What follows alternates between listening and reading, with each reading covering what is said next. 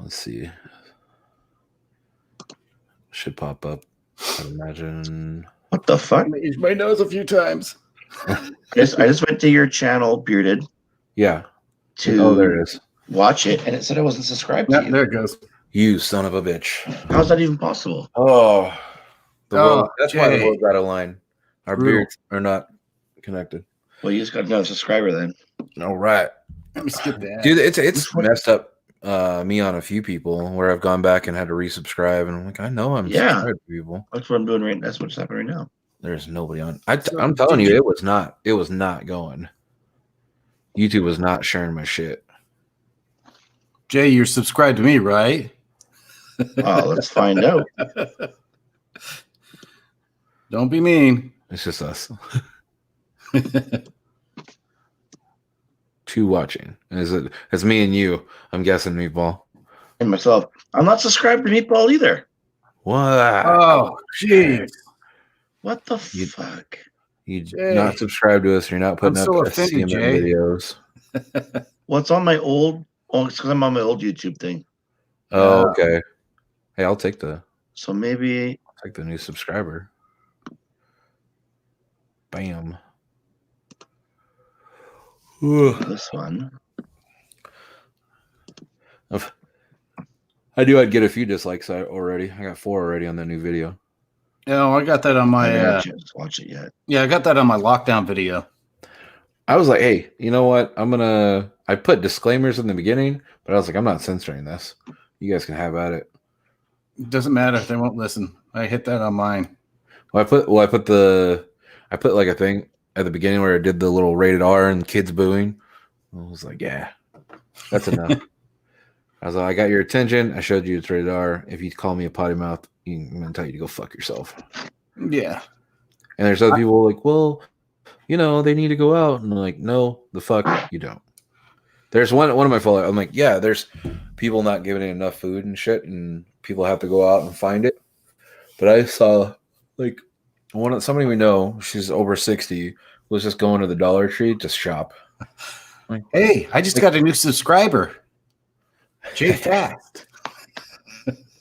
All right. I'm hitting big time now. That's that Canadian YouTuber, right? The big one? Yeah. I heard he's a really cool guy. Okay. I'm that Star Bobber. I don't know. Oh, okay. We're picking up speed. Yeah. Now everybody's just like, what the fuck are they talking about? Who's this bombshell biker? When you guys aren't here, we have to talk amongst ourselves, and things tend to get a little weird. It's crazy. What I want to complain about right now is people watching my channel from Canada and telling me how expensive Indian motorcycles are in Canada. And I'm like, go talk to Jay. He's up there. I don't know what your money's even worth. I gotta go. Well, it's worth shit now. It's getting terrible. But yeah, they just dropped the bobber by $1,000. I think it's like $14,500 now. Yeah, they were doing that. Unless they dropped it again, they did that for us too. But a Challenger's $35,000. What's it worth for you guys? On the floor, 29 something. Sorry, how much? 29. Okay, so 30% on that. Yeah. Well, and they're like, oh, they're so expensive, and I'm like, they're the same as Harley. I've seen Harley's website. I've seen Indian's website for Canada, for America. Yeah, the conversion is the same. And they're like, it's more than a Goldwing. I'm like, it's more than a Goldwing here. But I don't want to go ride the Goldwing. I mean, I'll ride it, but I don't want to own a Goldwing. I'm good. Let me see if I can get him on here. I gotta find the beer icon. Where's the beer icon or emoji? Christopher David Lawson of NEPA. Can you Instagram me your email and I'll send you a link to get in here? And Star Bobber, if you're up for it, if you want to do it, we'll send you a link too. We can only have 6 at a time, so later on we'll swap people out and play musical chairs. I like musical chairs. Everyone's posting up beer emojis. All I got is scotch. I don't have any of those. They're putting up restrictions on how much alcohol you can buy in it right now too. Honestly, I found out about the lockdown here Monday at noon. I left work about 3. I figured that, grocery stores are crowded, and I went right to Bevmo. I stocked up. There you go. I was ready for the long haul. Star Barber, you don't have to worry about pajamas. I'm sure we're all just wearing T-shirts anyway. Yeah, That's all I got on a pajamas. T-shirt. All right, there it is. Me. Uh, All right, I'm gonna send Chris one. Let's see. I got 2 of the 3 guys on lockout so far. Yeah, I was supposed has there been mention for you, Jay, up there? That They just closed the border, right? between us? Yeah. Oh yeah, they did. It's not as crazy. So I've been talking to a few people about this, and and I know we've mentioned this before. Like California has a higher population than all of Canada. Yeah. So when you guys go on lockdown, or someone like Italy goes on lockdown, like they're really like it's easy to control you guys, but we're so spread out that I don't know how they're going to, and we don't have the police force that you guys have. Oh, they're gonna bring in the military for these people not listening. Yeah. So I mean, we're not there yet. We don't have the density that you guys have, that proximity. I mean, some of the big cities, Vancouver, Toronto, etc. They do, and but I feel like not many people are taking it very seriously right now. Mm-hmm. But the big grocery stores, they're letting in like 2-3 people a day. I just went to Best Buy today to go buy a new keyboard. They're letting in 1 person at a time. Starbucks, the drive-through, the things, it's all closed down. Yep. Sometimes you can order from your app and they'll bring something out on certain locations, but generally speaking, everything's pretty much shutting down. Yeah. I just got an email from Best Buy, and they're saying you can order online, come pick it up at curbside, or if you don't order online, you can actually drive up and they'll go get it for you and sell it to you right there. Yeah, and that's what a lot of students are doing. They're locking the doors, but letting people in. They've got like hand sanitizer stations where you go and pump and go clean your hands, go do what you need, and then you're out. They try to limit you to like 3-4 minutes in the store so they can serve as many people as they can. Yeah. Or they're doing revolving hours where, the first hour, the last hour of each store opening is dedicated for senior citizens or people with some kind of disability, to let them get what they need and then let everybody else in as well. Yeah, they're doing what is it, senior hours and then health worker hours. So they can be in there at like different times and everything. It seems like a lot of people are starting to think outside the box to get things done. Well, they're trying to get around it. There's a couple dealers out here, like motorcycle dealers, that are staying open. They're like, we sell motorcycles to cops and we service them. And so my Indian dealer up here, they started this earlier in the week. You can go in for service, but you have to make an appointment, and you can go in for parts, I believe. But no showroom, and they have some way of limiting contact. Yeah, they're doing it. They're doing it at Indian Redlands too, as far as I know. I got emails where they can ship you parts. You can call in parts, and they'll ship them straight to you. And they're trying to do everything they can, which I totally understand. My job is with people, so I can't do shit. Yeah, I think you're sort of stuck on that one. Yeah. Well, look, Kevin's in the house. There he is. There he is. I was just riding with Kevin. Yeah? Yeah, I had to get out. It's beautiful here. We've had like the last, I don't know, 6-7 days. It's still getting down to like 2 degrees, which is almost freezing. So high 30s, but up to like the mid 60s, which is, great for riding if it's. Yeah, put a little gear on, blue skies, have at it. I left the house and it was like 52, and then it warmed up to like 60. So I either take the liner out of my jacket, or on the way home, I was like, nope, this is my last chance to ride for a couple of days. So I just took the jacket off. Not recommended. Wear all your gear all the time. Yeah. Well, I fixed my bobber, and it was at my friend's shop. Went down to get it a week ago from Wednesday before the lockdown. And I was wearing regular jeans and my jacket and my sort of spring gloves, and it was 45, and I got rained on. Oh.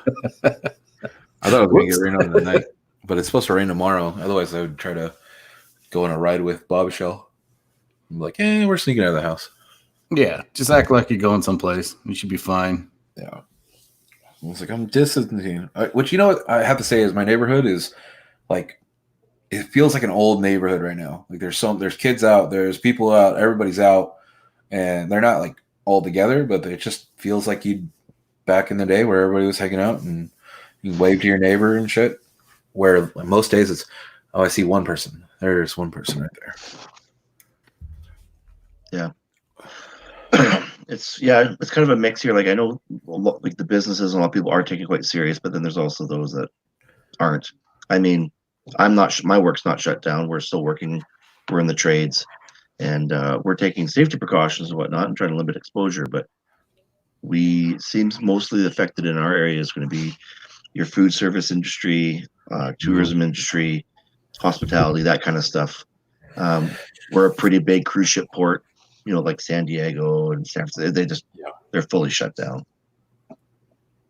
Yeah, they're doing the same stuff here. It's like barbershops, nail salons, which I've seen some of them still open, but if they're anything like Vegas and what San Jose is doing right now, they're gonna go down and shut you down. Yeah, it wasn't worth being open the last couple of days. If they're gonna come in, and it looked like one shop in Vegas, they boarded up because they weren't closing down. I don't the need police them chief here. Yeah, the police chief here was on the news a couple days ago saying over the weekend they'll warn you, and they come back next week after they warn you, either fine you, suspend your business license, or a health violation. Shit. Yeah, so that's stuff I don't need. But yeah, I just need them to freeze rent because as of right now, my landlord is not getting shit. I'll fight you in court afterwards and be like, "Hey, I was part of the coronavirus," and yeah, I'm sure there'll be all those lawyers going, "Were you affected by the 2020 plague?" Yeah, I was. So I'm lucky. I'm one of those who can actually work from home. So yeah, I can't. Unfortunately, well, I mean, I can start a speakeasy and do an underground thing. You know, there you go. Underground. What you do? people. I mean, I tattoo and pierce, but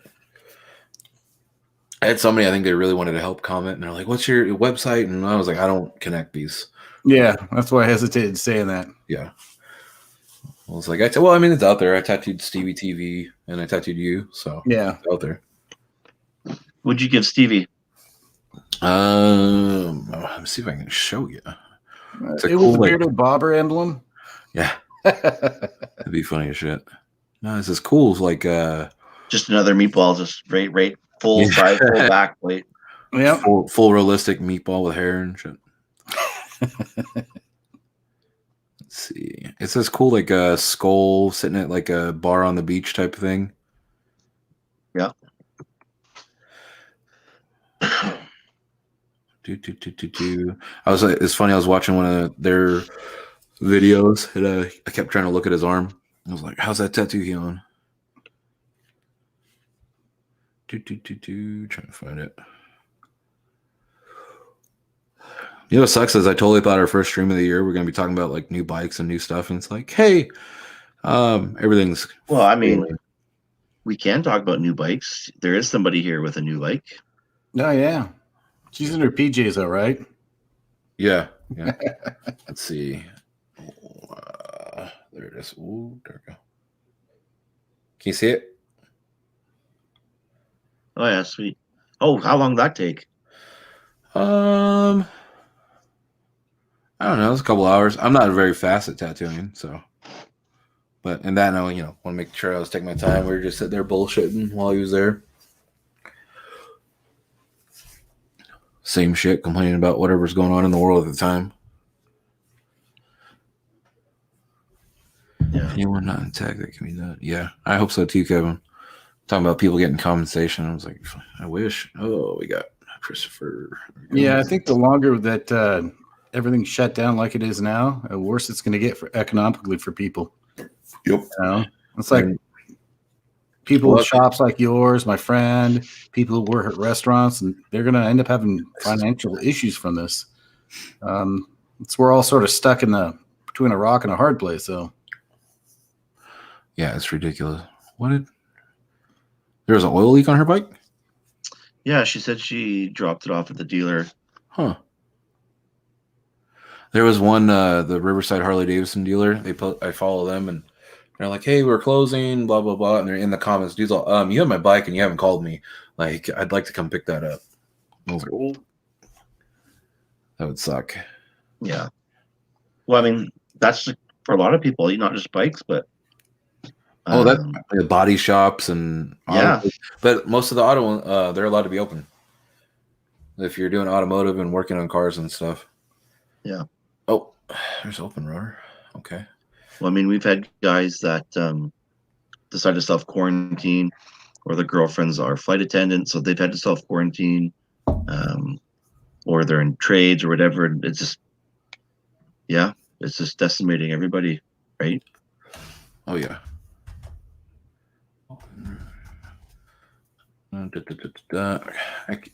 It's so bad at remembering everybody's email. Metal braided hose.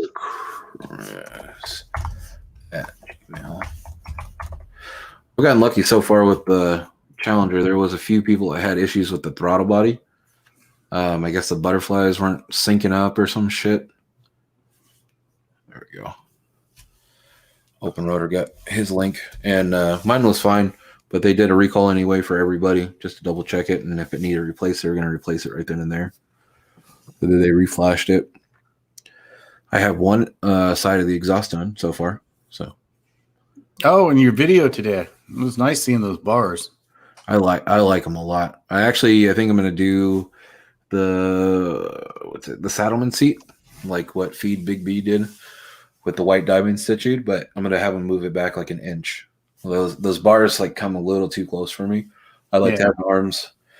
Let's see. I can't. There we go. Like right now, they're like this. I'd rather be like right there. They have a good pull back to them, but love them. Yeah, they look like they're higher than mine.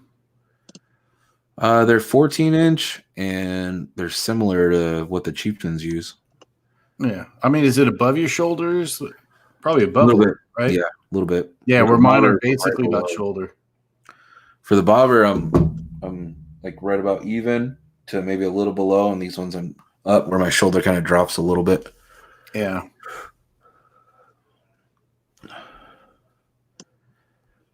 So we have one of my guys at the shop has a Nest camera. So if it sees motion, hears a sound, it'll go off. We put it at the shop. So okay. Parent, it's all your camera has heard a sound. And I'm like, oh, what was it? Kill the thieves. Well, it needs to be rigged with a flamethrower. That'd be dope. But you got to go for the big one, not this little wiener one that he put in. Oh, what? But I got two.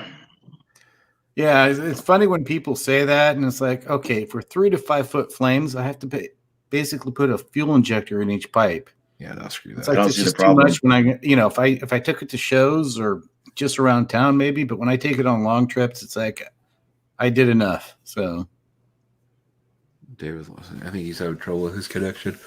Well, I mean, shit, we had some big ones coming out in Vegas.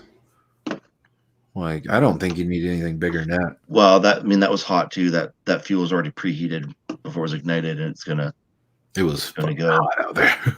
Yeah, that was actually before my special tune from Chris. So, have you noticed a difference? I think it's a little smoother with his tune, and I think the flames are a lot more even because it is true dual exhaust. Right. So, and it was sitting for a while I was healing, and I had the battery issue with that because the alarms drained the battery. And then I got new batteries in both bikes, and then first thing I took it out and went to work. And I didn't even make it to work without hitting the flamethrower. Then on the way home, I was going by Levi's Stadium, and I hit it there too. Nice. I'm gonna mess with the resolution of my camera here. You may have to add me back in. What happened? Oh, you're gonna mess with it? Okay. Yeah. Well, he's out. Kevin, I am enjoying the Challenger very much, especially blocking that windshield right now. That is great. Now, is that an Indian windshield? The one that's on there, yes, because I need to get the a darker one. I want the Clockworks. Oh, okay. What I noticed having a darker one, just my videos now, when it's in there, you hardly notice yours being clear. Oh, okay. So look at your videos and see if you want to do that and compare it to mine and see if, like I don't really care because to me, when I record, it's better on the bobber, so it's like I'm going to try to use a bobber more, I think. Unless we're on a trip. I was like the nice thing because the Chieftain I feel like is more in your face when you're recording. Yeah. Where the Challenger has that little bit of a drop. I think that definitely helps also. Yeah. But if Sturgis, whatever trip we get to do, I want one that's Clockworks. I think has a little bit taller one, like an inch. I just want like a little bit extra, mainly for when it's up. I get a little bit of buffeting right now, which is not, terrible. But if I could get rid of it, especially for that long of a trip, I'll take it. Yeah. Well, my Chieftain, I got the a gloss black stock headlight bezel on it now. Right. So that buffeting I was having trouble with and the feeling of the wind in the bars seems to be gone. So that other bezel I had, the sort of duckbill one, was causing too much turbulence. So when sorry to sidetrack here. You're good. When are we going to see a Challenger burnout? I wish I would have had somebody recording yesterday. So I went from, I think I put it in the group chat, but we get lost in the group chat. I was next to a Moto Guzzi. This guy was like, "Oh, that's the Challenger." I was like, "Yeah, yeah." And he's like, "I haven't worked on one of those. I've worked on a bunch of 111s." And I was like, "I don't have time to talk to you, but I wish I did." And he's like, "That thing's badass." And I went from first to second, and I was on it, and all of a sudden the bike stopped going. And I was like, "What the fuck?" And I looked down, and the traction control was just going off, so the tire was just spinning, and then cotton went, "Oh, okay, cool." Yeah, that thing just, and that's not even sport mode or anything like that. It just fucking lit it up. I was like, I don't really want to do this all the time. So, Jay, you are still the burnout master. So, No, you guys. You guys got to get into it. I got some tires I got to get rid of, and we got some. Nicole can do it too. Actually, I quite really enjoy them. They're they're pretty soft rubber, so Kevin keeps complaining. I keep shooting rocks at him, so he's not too happy about that. But need a bigger fairing on the Sportster. It's funny. Like as soon as I saw them on the FTR, I'm like, I need those, and they weren't too bad. They weren't cheap, but they weren't too expensive, and they ride fine. Like they're super quiet. My bike's obnoxiously loud, but they're quiet and they ride nice. They're super grippy. When you're going 10 kilometers or less, or just a couple miles an hour, you do feel the lug slap, like the vibration. But when you're at speed, even doing in town, there's very little noise or vibration from them. Super smooth. That's good. Yeah. How's go ahead. I can let go of the bars at any speed, and there's no issue. That's definitely good. How's the other? I don't know if you even started working on the other bike. The R6. Yeah. So, from what I understand with that one, the timing chain broke when the guy was at a stoplight, and a piston contacted a valve. I bought it for $500. Those bikes sell locally around me for $3,000 all day long, for the mileage and the year of that bike. It's a 2000. So I figure if I throw 500 at it, even if I only make $1,000, that's a big bore kit. There you go. Right. But then my Brandon and they keep sending me pictures and stuff of like Cafe Racer R6s that have been converted, and they look good. So it makes me want to screw with that one. But that's the last thing I need is a freaking another project. Well, you got an R6 that you're going to have as a project? Well, I was just going to fix it and sell it, but I can be convinced of anything. No, my bobber mods got thrown way off track now. Yeah, it happens. It just Well, you got the other bigger project to work Yeah. So once I get set up with the other bigger project, then I'll start doing that. But it's going to take a little while. yeah. I mean, there's a lot going on in life, man. It takes a lot of time. Well, that's the way this whole year's been since the end of last year. 2020. One curveball after another, and not everyone gets a curveball. Yeah. But I mean, well, let's focus this conversation. Like, what are your predictions here for the next coming weeks and what this might do for our summer? Like, what do you think? One of my biggest worries was we looked at the DMV today because my dad needed to go get his custom license plates that came in for his van. Yeah. And it says 60 days, appointment only, all appointments are gone. I'm like, 60 days is not a very good indication of what's going on with the government. Right now, they've been saying 30 days, but people aren't listening. So once that happens, well, also, I mean, if they get the vaccines and all the other bullshit going. Yeah. Well, Governor Newsom, when he basically locked down the state, was talking 6 to 8 weeks, and they don't have an actual, it's indefinite right now. So you can't tell if it's 6 to 8 weeks, we should be okay, hopefully, or 6 to 8 weeks, we hit that peak they're talking about. And we're just going to keep going and then turn into Italy and everything else. And we are. Yeah. Well, the numbers are actually jumping up quite a bit in the last couple of days, especially in New York. Yeah, it might be more in New York City, but Italy himself is in the house. So here we go. Oh, Well, I mean, look at that. Like New York, like the New York City, for instance. I mean, think of all the things that you like. The transportation, you're just touching everything at all times. Like, we don't have that kind of mass transportation here to really give you that issue. Yeah, I just got another thing warning us about gas pumps and stuff like that. Easily committed through those, and yeah, I used to work at Amazon, and when I was leaving, they went from being, I don't know, about 20% clothing to like 70% clothing for what they shipped out, and so they shut the whole store down. The whole factory business, or whatever you want to call it. And that damn thing's massive. Yeah. Yeah. Yeah, I don't know. It's hard to say. The girlfriend and I were supposed to go to Ontario in like 2 weeks. We canceled that just in case, if we carried something to her parents or my parents, like, yeah, they're already compromised, older. And then, we were supposed to go to Hawaii in a couple of months. We're going to cancel that. And yeah, you just got to adjust and life carries on, right? Well, we were talking, and I was like, if it gets too bad, we're going to have to contact everybody and figure out the plans for this year. Yeah. Yeah. I mean, shit. I mean, that's to see if they even run Sturgis. Like, they could cancel Sturgis. Well, that's what we were talking about. Right? Yeah. So we're going to come up against that deadline for the rest of the deposit.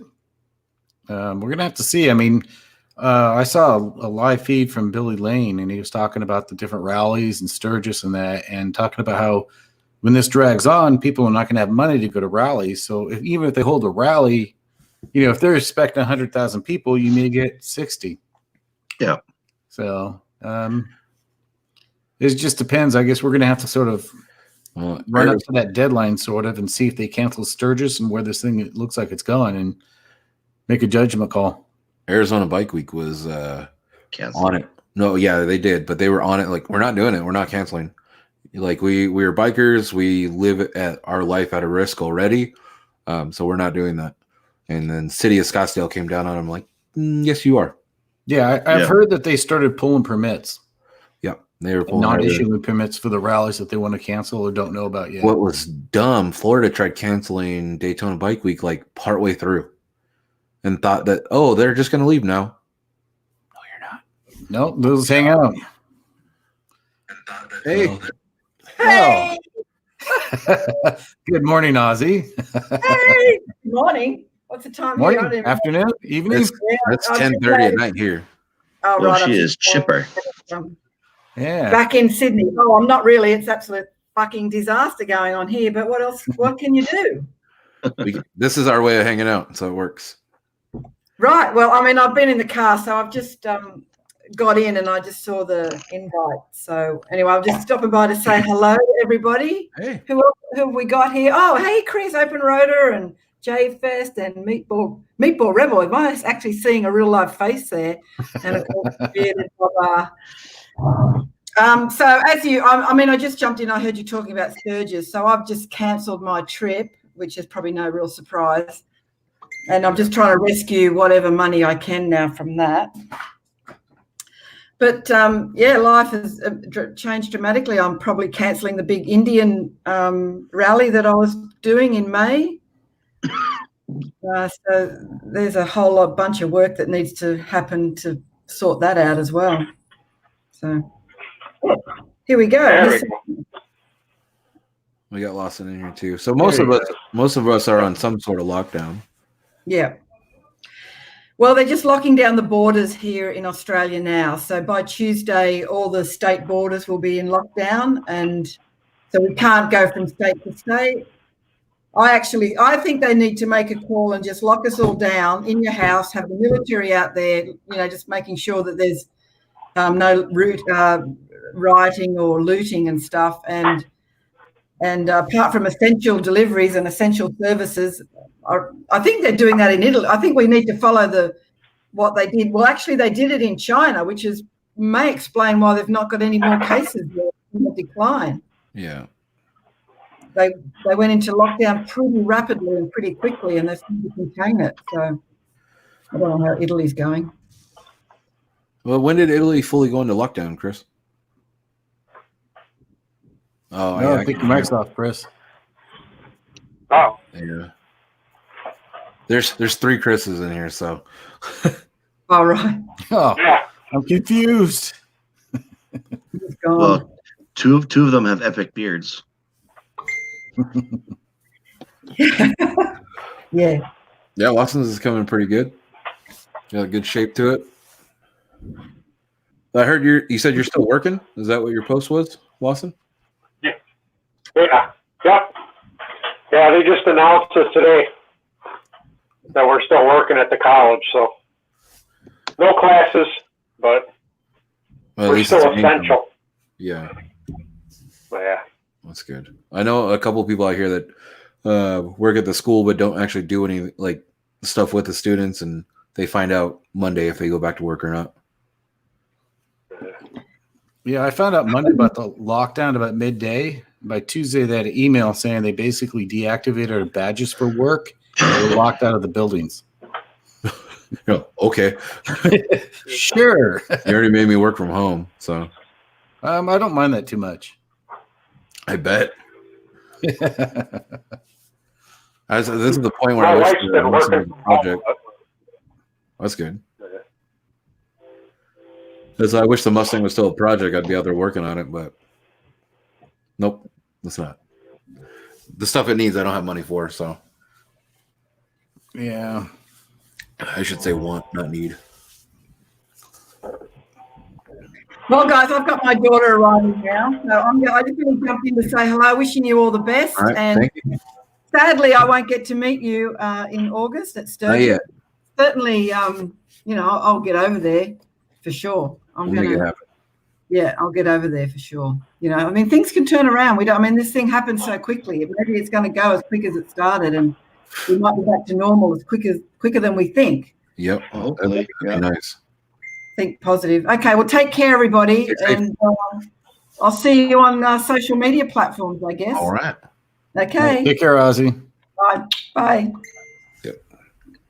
Get out of this now. Out of the fuck do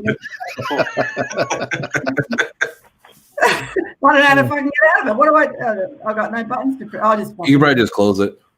Close. Bye. That's funny. All right, Star, it's your turn. What an exit. That was an amazing exit. You know what's funny is what her saying about how quick it came and went. Like, it's been building up for months. We all know that. But I was sitting there talking. I'm like, man, I went to the grocery store 2 weeks ago and they didn't have shit. And I've been trying to prep. And I went, oh, shit, that was 4 days ago.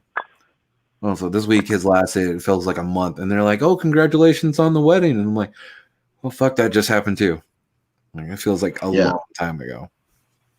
Well, talking about shit, how are you guys doing on toilet paper?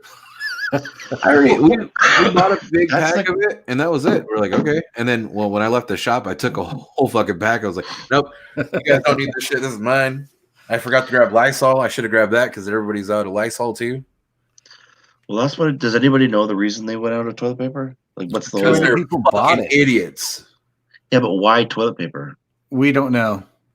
It's one of those, wonders of the world. I've heard one rumor that they said that the disease caused massive diarrhea. And I went, I've heard that from memes. So you're probably getting this from memes. That's about it.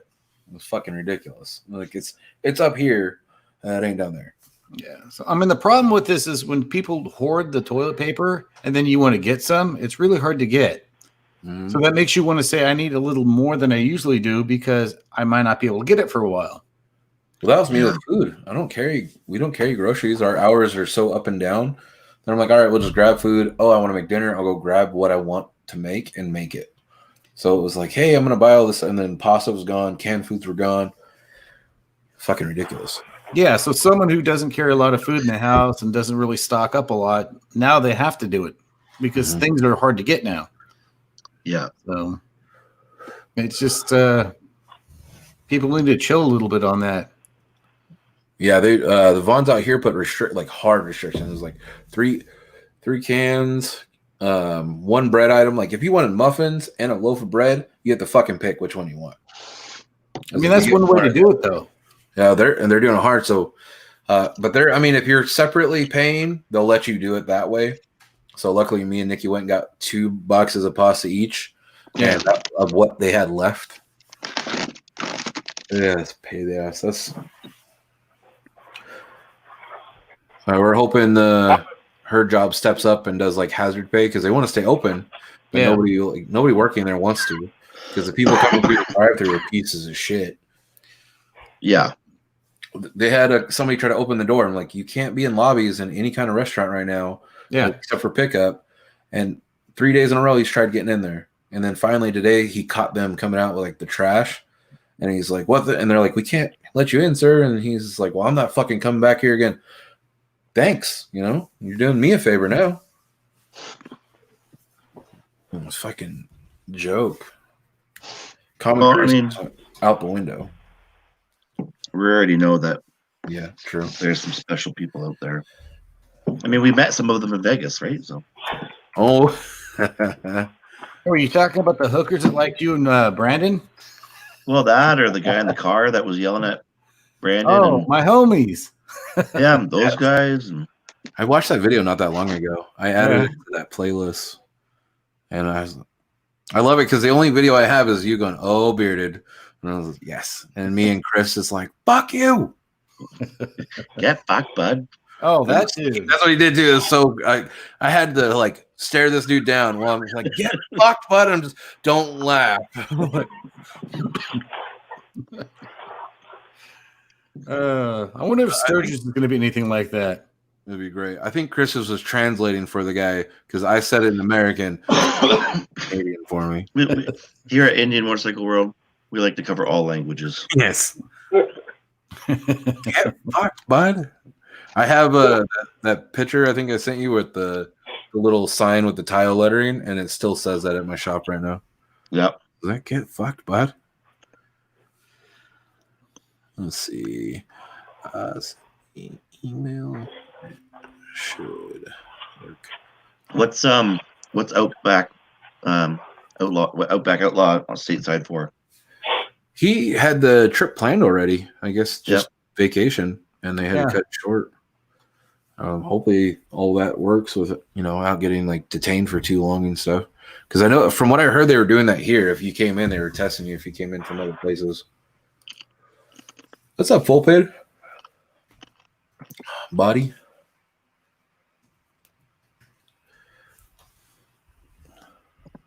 Let's see. I want to rip on. I just have to mess with them. There's no rabbits to chase, so. Oh.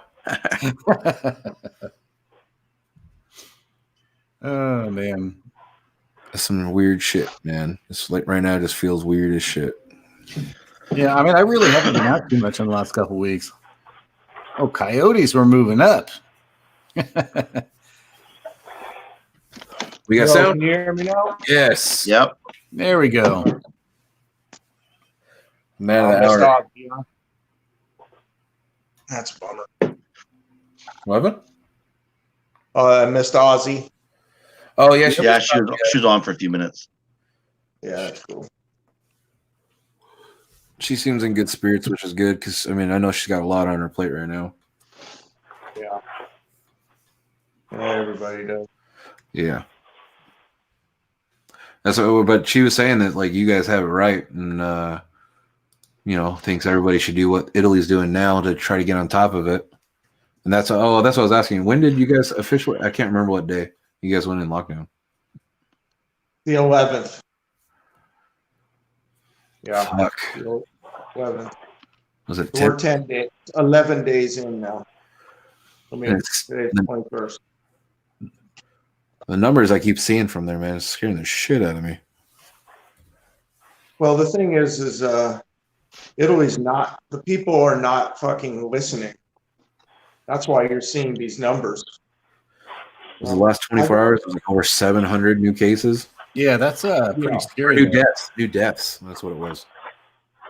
You know, here, let me throw some numbers at you. On March 11th, we were still planning to go to Morocco. And I ain't very proud of it, but I was still saying, you know, I really honestly thought it was bullshit. I thought this was just, you know, a panic for profit news. You know, they're going to sell advertising at any cost. And I thought it was just total nonsense. And I was telling my friends and family that, you know, that this is fucking bullshit. We're going on this trip. You know, I mean, and then the military came in and shut down the whole country on the 11th. And with just a few hours of us leaving to go to Morocco.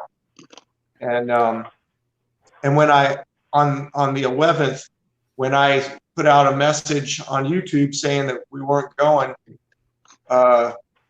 there were 222 cases in the city I'm in and 1 death. And now there's well over 1,050 deaths within a 9-mile radius of where I'm living. Fuck. And that's in 10 days. You know, so 10 days from now, if it jumped, I mean, that was 4-fold increase in 10 days. So, you know, I don't know what's going to be, but every day I go on, there's a website called napolitoday.it, and the people are not staying in. They're having fucking lockdown parties, and they're having parties, and they're going out in the street, and they're avoiding the police, and they're avoiding the military, and they're getting around them, and they're congregating in the square. You know, and that's why I think that's the real difference between China. China forcibly beats their people back. Yeah. In Italy, the people are just knuckleheads and they won't sit still. You know, I mean, you got to, dude, if the whole world gave it 2 weeks to sat the fuck down, it would, you know, grind to a halt. Fuck, man. But It was that easy. they're not doing it. And that's why the numbers are exploding. Italians in general are very strong-headed people. They're very strong-willed. They're not going to be told what to do, and they're not being told what to do, and they're not listening. And, you know, you're looking what's happening, man. It's exploding almost for that only reason. You know? Well, and I think that's the reason we're going to go into a lockdown similar to you, and I'm guessing within the next couple days, because there's just a lot of people not listening. Like, my dad's one of them. He's stubborn, and I have to worry about him. You know, he's like, I still got to go to work. I still got to make money. I'm like, well, I fucking close because I'm not dealing with this shit. I was like, just stay fucking safe. The question I do want to ask you, are you glad they got you before you left? Yeah, well, my knucklehead ass would have been there. Yesterday was the last flight out. The U.S. consulate was flying emergency flights out of Marrakesh, which is the city I would have been in yesterday.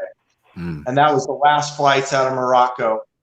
by the U.S. government was evacuating American citizens on military equipment. So yeah, I mean, I'm definitely glad. I mean, I understand people's point of view. You know, I understand they think that we are so desensitized at this stage of the game. You know, that's always been talked about in my life. You know, video games will desensitize people. It's not fucking video games, okay? It's the whole ass of society is just hammered with the news. All day. You know, nothing is shocking. We're shock-proof now. Yeah. And nobody is paying attention to this because we're shock-proof. Everything on the news is described in the gnarliest verbiage that they can figure out.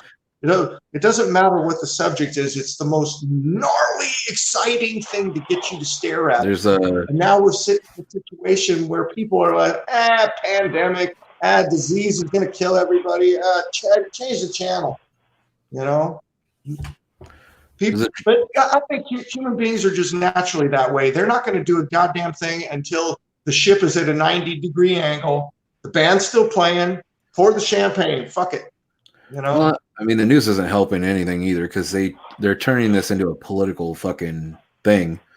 Every fucking turn is not like, let's save some lives and everybody hold hands and hands across America. No, it's his fault because he didn't do this and it's this person's fault. There's a XM radio channel dedicated to this with doctors, and I was like, okay, you know what? I'll click on it. Every time I clicked on it, it's been a joke.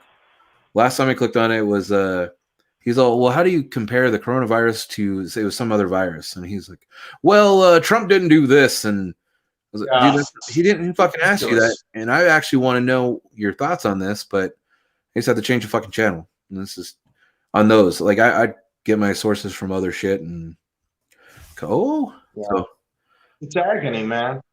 It's agony. Hello. Oh, look at that. Another lockdown member. Can you guys hear me? Yes. Yep. Good morning.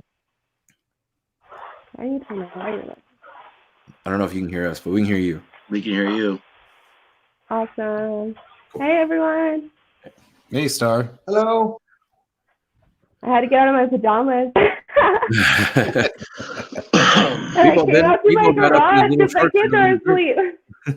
We don't wear pants anymore. It's pajamas 24 hours a day over here. Yeah. I was changing my exhaust and my flip flops right now, and the garage floor was cold as shit. Got my pajamas on right now. I got basketball shorts on. I have my pajamas. I have sweats, so. Yeah, same. I'm in my sweats. I haven't worn pants in 21 days before the lockdown. That's funny. Oh, so you, Star, you said you had a leak. Where are you at, Star? What was going on there? California. Yeah, so I'm in California, and yes, I had a leak in the FTR. I noticed like spots on my garage floor, and I knew it wasn't coming from the bobber, and you know how there's a gauge. It was kind of low. I actually had to put oil in it to take it to the dealership because it was so low. And I actually didn't even hit the 500 mile mark. I think it was only at, just under 4. And I had to take it in already. Yeah, well, I don't want to leak on my bike in the first 500 miles. Oh, really? Yeah, it sounds like what yours is major. Mine wasn't major either, but it was just like, it's a pain in the ass to get it there. But at least my dealer is pretty good about dealing with it and getting it done fairly quickly. Mine landed over a long weekend, so it took a little bit longer, but I think it was like 8 business days. I was about to say, okay. Plus she's closer at least. Yeah. Yeah. Wasn't yours a 3-hour trip? I don't miss it too much. Yeah, at least 3 hours. I'm not riding a whole lot, so.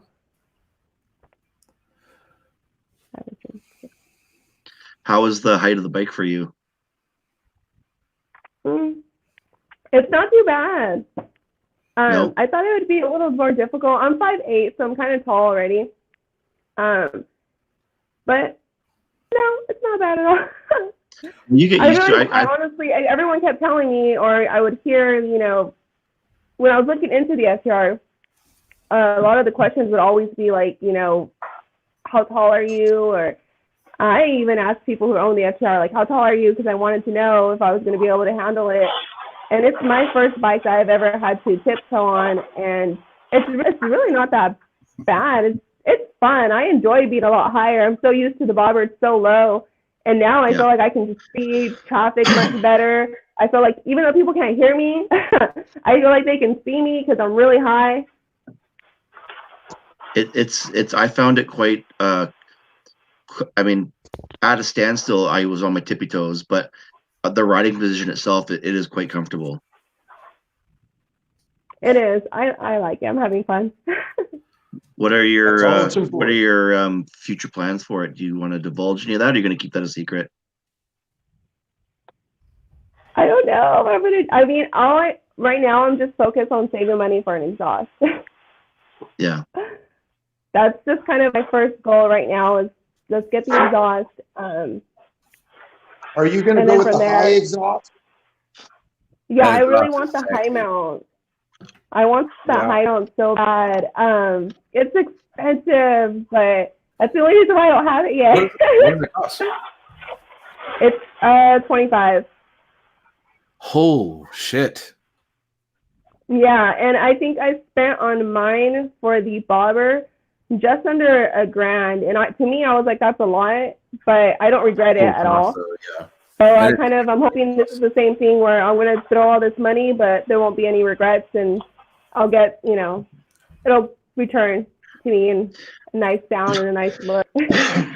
I haven't done much research on the exhaust for the FTRs. Are they mostly slip-ons, or are they a full replacement system? There's a couple of slip-ons, and then there's so the same company that I want to get mine from, they have a low mount, and it sounds pretty good too, but I'm not even, honestly, I just want that high mount. That's the only one I know about. When you know what you want, you know what you want. I'm lucky that I was good with I don't think I'm going to change my mind. And on the Challenger. I started my exhaust before the live stream. I was like, all right, then I got to go back and finish it tomorrow. I saw that in your story. I was kind of like, I kept going back, so I'm like, I can't hear anything. Nope. Yeah, believe me, I want to hear it. Now, is that a full exhaust, Bearded? No, just the slip-ons. Oh, okay. I got the 84-month warranty or whatever. I was like, I don't need to mess with it. Plus the zombie baffles, from everything I heard, Ed for Variety Fish's videos and stuff, they look great. Like, they sound great. Like, and this is what I loved in his video. They're talking about talking to him. They're like, hey, when we're behind you, your exhaust is crazy. Like, we feel it. And I was like, hey, this reminds me of SEMM when you guys felt the bobber exhaust. And at least I'm keeping track with all my exhausts. My bobber's a little louder than it used to be. I bet, with full exhaust. Those freedom slash cuts are pretty loud.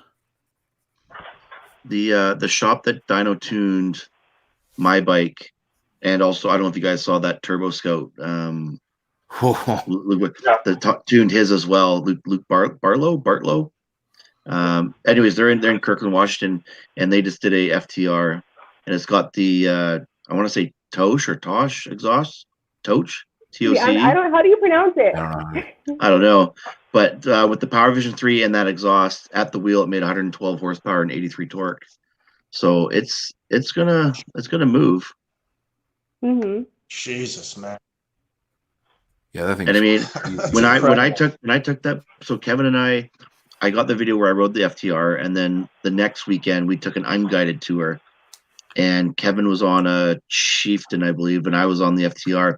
And I was in second gear, and I wasn't going hard, but I went to go past him, and like that front end came right up. Like that thing lifts at just a hint of throttle. Yeah. So, my buddy just picked up an FTR to go with his bobber, and he's all about pulling the wheel up, and I'm like, not for me, so we're good. Yeah. Have you tried lifting the front wheel on the Challenger yet? No, I've heard a few people have done it in sport. I mean, I felt like I almost did it on the 116 Chieftain, but like I said, yesterday when that tire broke loose, it just fucking spun.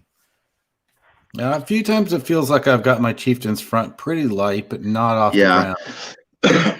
When we were going through, I think we hadn't been to Palm Springs yet, but my bike was still fully loaded, and I was screwing around with Brandon there, the front of the bobber, it didn't lift, but it got wicked light. Yeah. Yeah, I've seen one video where the dude popped a wheelie on the bobber, and like it's not actually in the video, it was like in like a part of it. It's like a quick glimpse. And so I want to see more video of people doing that. Tony Stunts, he was like one of the guys, or Tony Carbajal, he lifted it, one of the promo. I think he did the grenade install on his bike. And that was like, I don't think the bobber was released yet. He was one of the first ones to get one. And but yeah, I haven't seen too many guys lift the front end. Yeah, I was like, it puts power down pretty good. That's what I know. My buddy with his bobber has a similar setup to mine, and his good buddy Outback, dude, you're the first person to ever do that. Thank you so much. He just dropped money to the chat. Right on. I've never had that before. Yay! All right, Bearded, you got to get up and dance for him. Oh, okay. Yeah. Fred, And I'm logging out. I don't know if you meant to be on another account. I'm pretty sure I know who you are. I don't know if you're hiding it for a reason, but he said he's got a 9-inch lift on video. I got to see that, dude. I thought I was going somewhere else. God. Oh, Day 3 of quarantine. Yeah. Wait, Jay's not on quarantine. He's all, I'm coming to get locked down with you guys. Oh, come by on, the way, Jay. I've got Corona brand toilet paper. What the This is for the Free sick day hardcore with every people. wife. Yeah. Oh God, dude. That's crazy. I was saying something. I don't remember what it was. Oh, his buddy though with the bobbers his buddy has the fat bob with 114 and like a few stages up or whatever. He says his bobber's still leaving his ass. And I was like, yeah. Well, speaking about power, Jay, when are you getting that big bore for Yes. the bobber and the turbo to go with it? There we go. It's on the list. There. I've had a few Yep. expenses I had to take care of, but I can't give them my heads for 3 months or 2 months and then not ride my bike. So I've been on eBay actively searching for some cylinder heads, A wrecked one or something. and there's a set there, and they want like $150 to ship them, and I'm not going to pay that, and they won't come down. How heavy are they? I don't know. They're probably like 2 pounds each. Is but it coming from the States? Yeah, it's in Ohio. It's not like an auto wrecker or something. They want like 300 Americans, so like $400 for the heads, Canadian, plus 150 shipping. See how much to ship them to David Lawson, and he can tell you what real shipping costs. Well, I would have them shipped right to Revolution Performance. Those And things then- should fit in a large priority box, which would be $25 per box, one in each Yeah, well- box. So They're not budging. That's crazy. That's because they're trying to make their money on the shipping yes. and not on the actual part. Yeah, so you buy the part for $10 and pay 150 shipping. Yeah. yeah, That's their game. So Jay, try Rubber Side Up. I think they're in Texas. Yep. And they do have some Indian parts and other brands. That's one place I've looked for parts. For the bobber. I don't know if they have them now, but they get bikes that are totaled, and Oh, it's a wrecker. yeah, it's a wrecker. So they got the stuff. So who knows? They have my Aprilia now. Oh. Yeah, Source no objects. wheelies for me anymore. So the guy I was talking about earlier that was talking about getting the wheel up is Riding Fish. That's his YouTube channel. He's got a white Challenger that we're pretty much copying each other. Well, he got his first, so he has to do all the build stuff before me. The nerve of him. I'm sorry, Riding Fish, whatever happened to your bike, which I'm waiting to find out what happened to your bike. But I'm at 1,100 miles, and fingers crossed nothing's happened yet.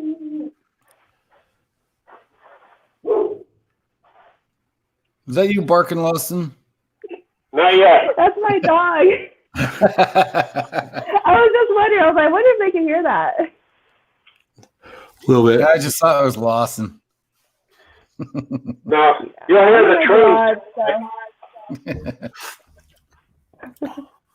That's funny. staying warm out in the Scout Shed, Lawson? It's 21 degrees here. Fuck that. 21. Man. It was fucking 61 degrees here yesterday. Now it's 21. It was 65. We dropped. Wow. Jesus. It dropped 40 degrees overnight. I was hanging out in a t-shirt today. Yeah. Your shit's colder than Canada. Yeah. It's 48 here right now. And it's supposed to My rain. wife stayed here. Oh, there you go. That'll keep you warm. I'm looking at Riding Fish's Instagram right now, and I'm gonna call him out. He needs more motorcycle pictures on his Instagram. Yeah, I was gonna say I don't know how much he posts on there, but he's got some good videos of the Challenger going right now. On Instagram? No, on YouTube. Oh well, then I'm gonna have to follow him there too. He had a beautiful white Victory that he got rid of. That's and got the Challenger. That's what I'm looking at right now. Yeah, so He's he's got. he does a 1 minute 30-second wheelie. Oh, I don't know. Maybe I don't know. I can't.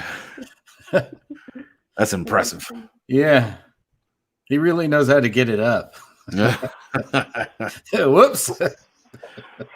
Yeah, he's got the zombie exhaust, and then his buddy's got the Dirty Bird bars. I was talking to him in one of the owner pages, and I ended up going with the KST bars, but yeah, they had all that stuff, so I just got to stare at theirs while I was waiting for mine. Well, Riding Fish, you just got another subscriber.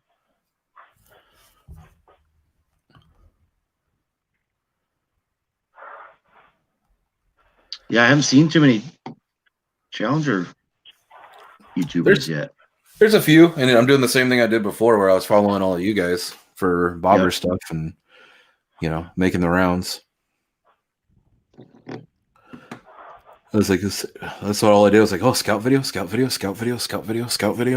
All right. That was me before I bought my bike, man. I watched every video I could find. Yeah, I watched a lot of open road before. Well, I think I'd already bought mine because I didn't know. It's funny, I didn't know I wanted an Indian before. I had a Honda Shadow, and I was looking to bob it, and then I was just typing in bobber, I guess, in my Google searches, and then saw the Indian. And like the moment I saw it, I was like, "Fuck!" Dude, and that was that, and there was just like Indian search. I was the same. I don't know what I saw, what ad. I just saw a black bobber, and I went, "Oh my god, what motorcycle is that?" Same. I didn't know it was a black bobber, and that's what I wanted. I went in, and the dealer talked me out of it. And you're like, oh. Yes. That's it. That turned me around. I'm like, granted, I love a lot of motorcycles now, but I'm like all about it. That's why it's still sitting in the garage, and I love getting on it. The first time I got back on it, a week after riding the Challenger, I was just like, this is a baby bike. Like, what is this? It is. When you're on, yeah. You get used to that feeling going back and forth, but it's sort of nice when you hop on the bobber and it's so small and light. Oh, it's nimble. Yeah. So just a pleasure to be on. All right. If you had to, Bearded, which one would you get rid of? Oh, don't ask me that. Jesus. Don't do That's not a fair question. That's right. I'm going to work my way down the whole line here, so don't worry about it. Oh, I feel like you get rid of the bobber. That's what I would guess. okay. I have reasons though to confirm your guess. Okay. And of course, saddlebags and stuff are great.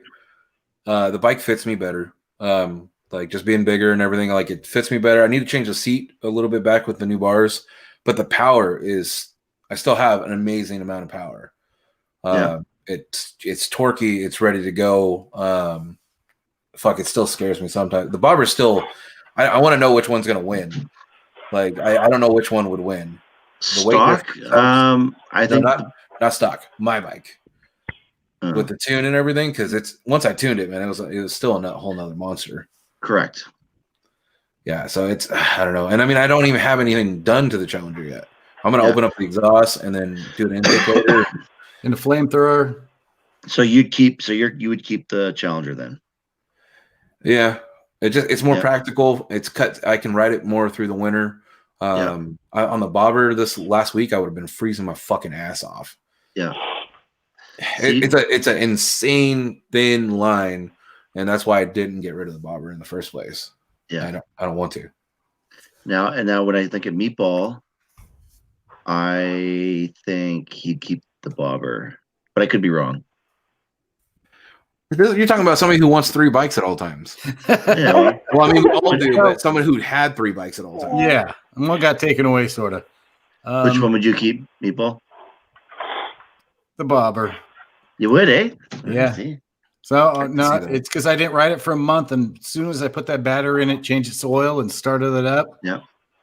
a huge smile came on my face. There's just something about that bike I just love. I mean, I like the Chieftain a lot, but it's not the same. I mean, the Chieftain's fun. Don't get me wrong, and I love the flamethrower on it too. But no, the bobber. Yeah. And Yeah. Star, I want to say you would keep the FTR, but I think you'd keep the bobber as well. Which would you keep if you had to get rid of one? I would definitely keep the bobber. Oh, see, I know my YouTubers, definitely keep eh? the bobber. I love that bike, and I mean, maybe I've had it a little longer, well, a lot longer than the FTR, but I just think the style, what I've done to it, I think it just turns a lot of more heads.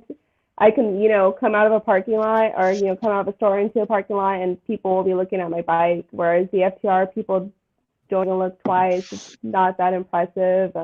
Usually I get that whole like, oh, that's an Indian because it looks like a sports bike. That the bobber just looks too mean. If it's my style more, the ride's different. I just love that bike. It's looking over your shoulder right now. You know what's funny is the Challenger gets all those looks now.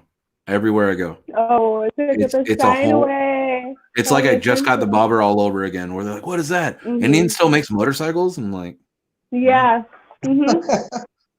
I was trying to back up out of a parking spot today, and dude pulled right now, like up to me. He's like, "Hey, is that an Indian?" I'm like, "I can't hear you. You're way back there, but you're blocking my fucking bike." Yeah. Thank you. Like, yeah, it was, yeah. Hey, I got a question. Have any of you guys that have done the exhaust and tune and intake, have you then gone to a dyno and gotten dynoed? And if you did, how much did you gain from the dyno?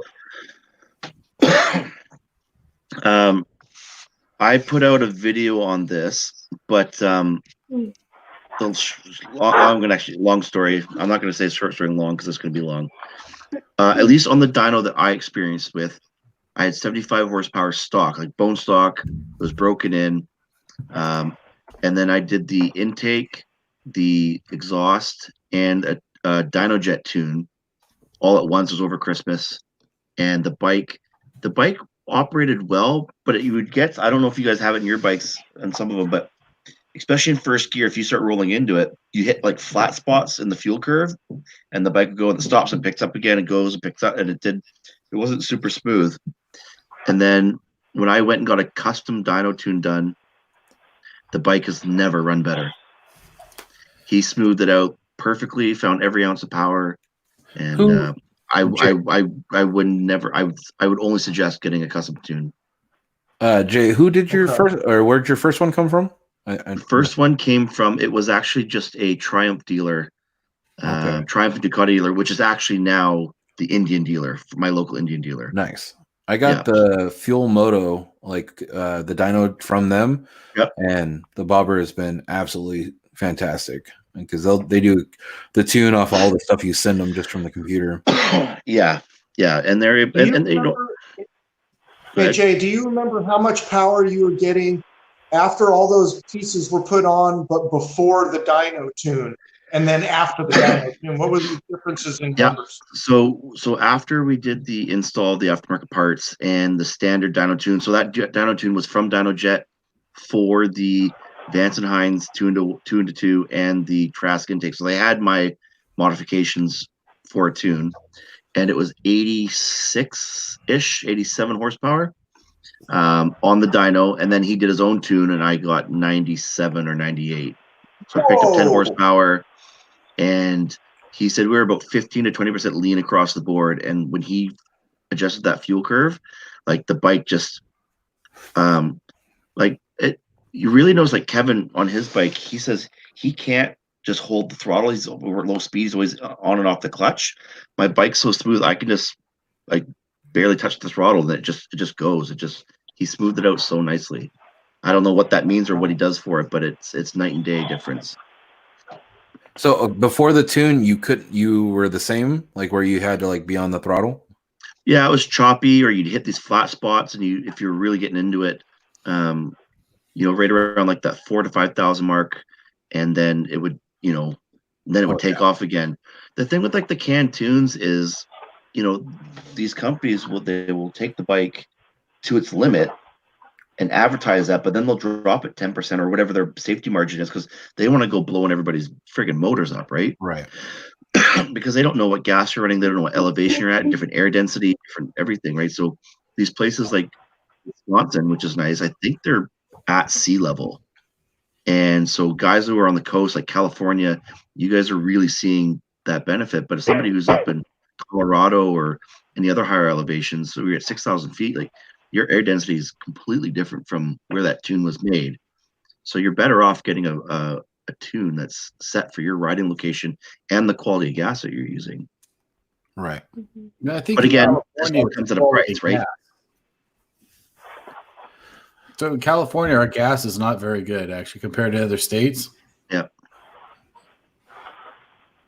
Yeah. So I rode, when I got my bike tuned, because it was in the States, it's in Washington. I filled my bike up at a local pump, so I knew that's what I was operating on. Took it there. We're within the state. We're within 1,000 feet of each other elevation, because I'm right at sea level. And yeah, I chose to go that route, and it was about $250 American to get a tune done. It was about 2 hours of time. Okay. Well, it sounds like it was worth it. I've never had an issue, and he's offered me lifetime support, and he's a well-known tuner in the area, so right in his area at least. I plan to do that when I get back to California in 2 years. Yeah. And my bike, I don't have that flat spot problem. It runs like a raped ape, so I'm happy. Yeah, I haven't had any issues with mine, luckily. It's like you're saying, elevation and all the other stuff come into factors too. But I mean, going from a stock bike to a slightly modified, a stock bobber, or even Scout, I would assume this is the same thing. Yeah. To a slightly modified, like stage one, that's a big step. And then from there to a properly tuned, it's night and day. Like the bike is completely different. It doesn't sound the same. It doesn't start the same. It's like it is not the same bike from a stock Scout to a stage one. It's completely different.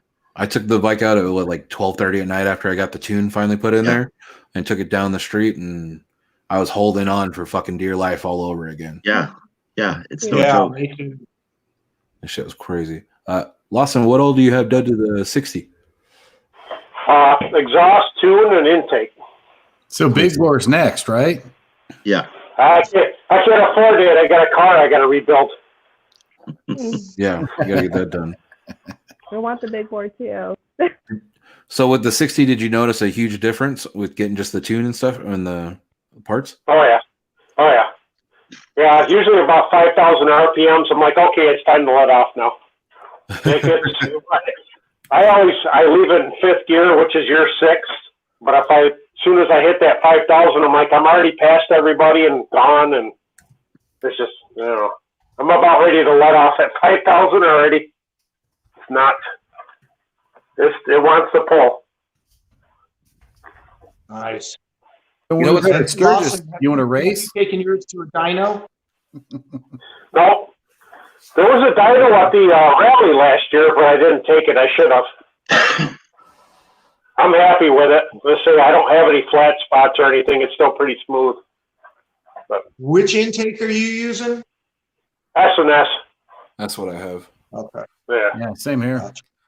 That's the one difference I think with yours, open rotor, is because you have the stage 1, right? The next one up.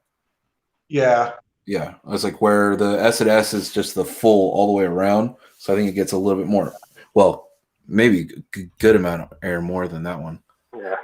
I went with the factory because it really prevents water ingress. So for riding and because I'm riding in all weather conditions, and I just I know from what I've done already that, man, I'd have gotten soaked if I just had like a K&N filter underneath there or something. So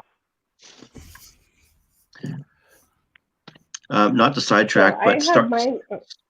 Starbucks. It's actually for you. Kevin's asking what you're drinking. Oh, it's a mimosa Ah, that's what I thought it was. in a margarita glass. We're all getting fancy up in here. Yeah. And sorry, I cut you it's off there. my Go third ahead. One. Vanilla Pepsi. Awesome. Well, go ahead. No, it's all you. No, that's what he was asking you. Oh, okay. No, I was gonna say I need to put mine back on a dyno. The last time I did it, I got 90, but they messed up my clutch. Because at that time I had the Recluse auto clutch. So I don't know if you guys are familiar with that one. Yeah, I forgot you were running that. I Well, I'm not anymore. So I think it maybe can hit a higher number now. I think it kind of, the first time he didn't, even though I told him, yeah, that it kind of screwed me over, to be honest. It kind of messed up my clutch for like, I think like a week, maybe 2 weeks. I had to, hit a Recluse. They have a really good customer service if you guys ever get a clutch from them. I don't even think they charged me. They just sent me another one. So I had to get that repaired. And then finally, I just got tired of readjusting it. And so I swapped it out. So it's not there no more. I spent all that money on it. And it's real. It was nice. I'm not going to lie. Yeah. So you had the Hacker Mayhem exhaust, right? And were you running an intake? That's what I have right now. Uh-huh. And then you had just a dyno jet tune? Yeah. And so what was your power number with that clutch? It was 90. On the dyno? I mean, yeah, so you weren't far off. No. I mean, the Hacker is supposed to, I think it shows maybe, I think it's 100, but yeah, I'd love to see triple numbers. I've yet to see, other than on a manufacturer's website, I haven't come across anybody that's actually hit triple numbers on to the wheel on the bobber or on a Scout. Yeah. I'm not saying it hasn't been done. I just haven't seen it yet. But like everyone seems to sit around like the 97, 98 mark, but nobody's ever hitting that triple. I know there's differences in the way the dynos are and stuff, but yeah. Do you find now that you don't have that, you have a standard clutch back in the bobber now? Yeah, I have the it's the Recluse clutch, the manual one. Just okay. So it's nice. I feel like it runs a little like the clutch doesn't slip as much as it did before. But because of that bobber with that style, I kind of like that kind of kickback, relaxing, not having to hold on to the brake, just kind of like hands on my lap on my tank kind of feel. Yeah. So I may just have to get used to it. It's not that bad. I think I stalled like twice when I took it off, and I was like, "Oh shit, I forgot how to use it." Yeah. But it's not too bad. It's chill. I want to take it back. I want to see if I could get a higher number now with it. We'll see. But with that Recluse clutch, you can still use the bike with the clutch. Like you can still use it standard or use as a non-clutch version with the old style that you had. For the one I have right now, it's just a typical clutch. Yeah, but what about the one before?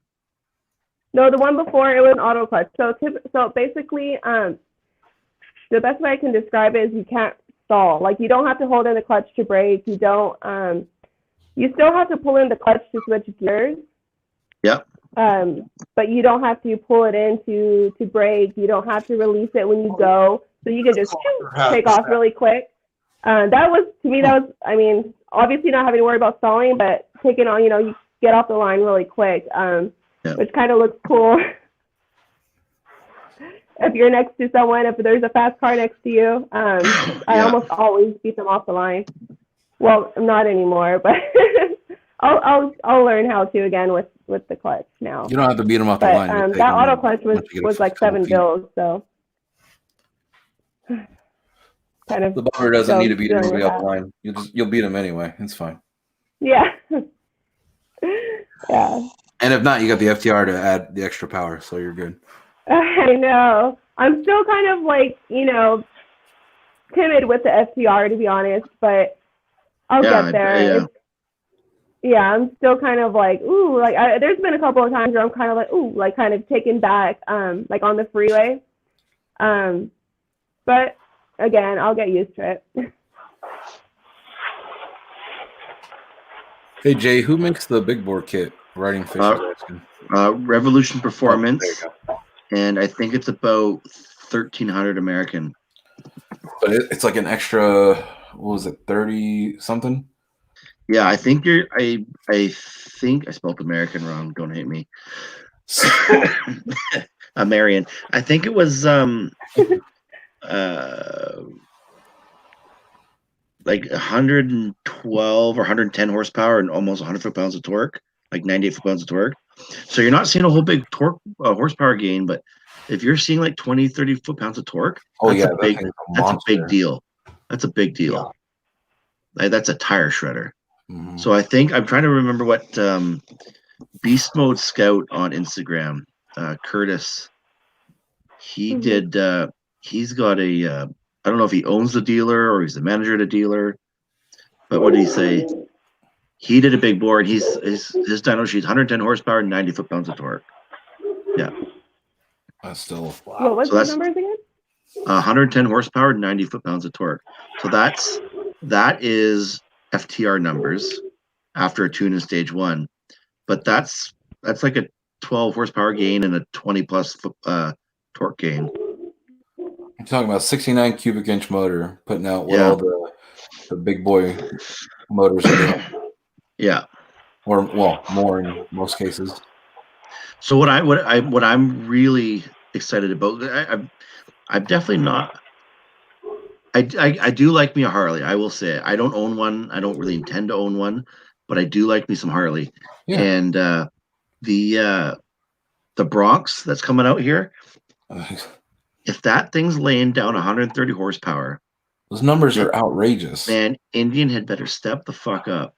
And when they do, I'm going to be jealous because I'm going to want that bike now.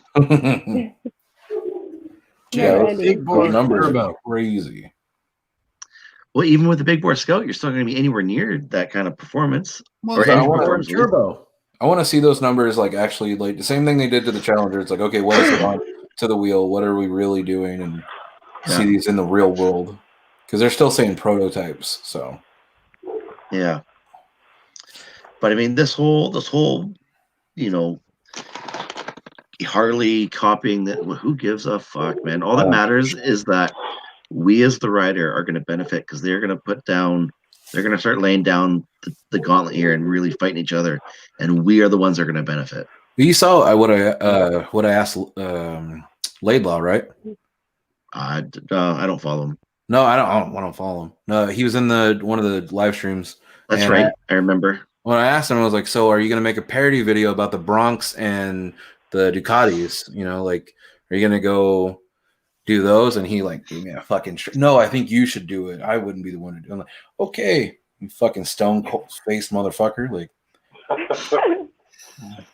no joy. No, and I was like, and I put photos of that bike side to side. If you took all the stuff off and showed it to me, I wouldn't have never known what it was.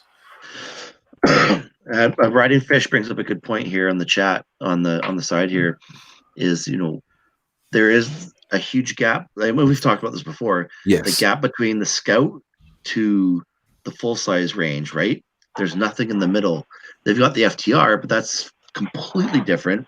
You've got the Springfields, but I'm still going to say that's a full size bike. You need something like an FXDR or the Breakout, or they need a muscle bike. They need a fat tire, fucking still go through the curves and fucking shred that tire. And that 108 would be, well, I think I sent it to the group chat. There's one where they took the fairing off and they're just working on the bike. And I'm like, that could be a good looking bike. That's the picture, man. Yeah. And I'm going to buy the shit out of that bike. Yeah. Oh, I said that's the one bike that I will trade the bobber in for. I was like, if it looks something crazy. Yeah, exactly. Just you're giving me a better bobber, like, and I'm just gonna make it look the fucking same, so I'm good to go. I just want more power and a bigger wheel. I got too much money on bobber. Smaller, that's all. You need the victory gutter Because the Victory Gunner I was like that bike those. that was right in the middle. Yeah. Yeah. I like those a lot, man. Okay, so not trying to go, well, it's still motorcycle related. Riding Fish went through it with Victory leaving, but a lot of people, I'm like, it's still Polaris was behind it, and I kind of understand why they did it. I wish they would have kept Victory, Yep. but at the same time, Indians what caught my eye, and the name, everything else backed it. I totally understand why they did what they did. I was like, even though Victory made great bikes, I didn't hear about them that much, not being in the motorcycle world. I don't know if Yeah, anybody I else. agree. Even though now, I don't think that they marketed them very hard. no, and looking back, I'm like, man, they made some cool ass bikes. Yeah. I would say I think me and Meatball looked at like the Magnums and stuff before even getting other baggers because there's good deals out there and they're fucking great bikes. Yeah, I rode across country before I got the Chieftain. That's right. So, I mean, I went there and I mentioned the Chieftain that was there that I got, and it was above what I wanted to spend, but I took it out. And when I took the cross country out, besides being the first big bike I rode, and I felt like a novice on the first block or so, I came back and I wasn't willing to give up my Aprilia if it came to that. I hopped on the Chieftain and I was sold. So, and then they made a good deal, so I got it. But it just, I know everyone likes the Victories, but it didn't quite do it for me. Not compared to the Chieftain. So. That's what I mean. Like I see what happened there. I just feel like they should have like left some. That's why I thought like people with the Challenger. I see why Riding Fish went with a Challenger after his Victory. I was like, you're getting a lot of that Victory stuff in there. Fucking slap a Victory badge on the side of it if you want to. Okay.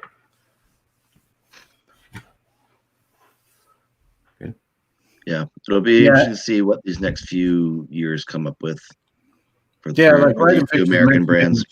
Mentioned in the chat that I guess Victory sort of fell into the more of the, I guess, budget or it's a cheap bike and Indian premium, and it just sort of, to me, it felt that way. Yeah, I was like, Riding Fish nailed it on the head with that.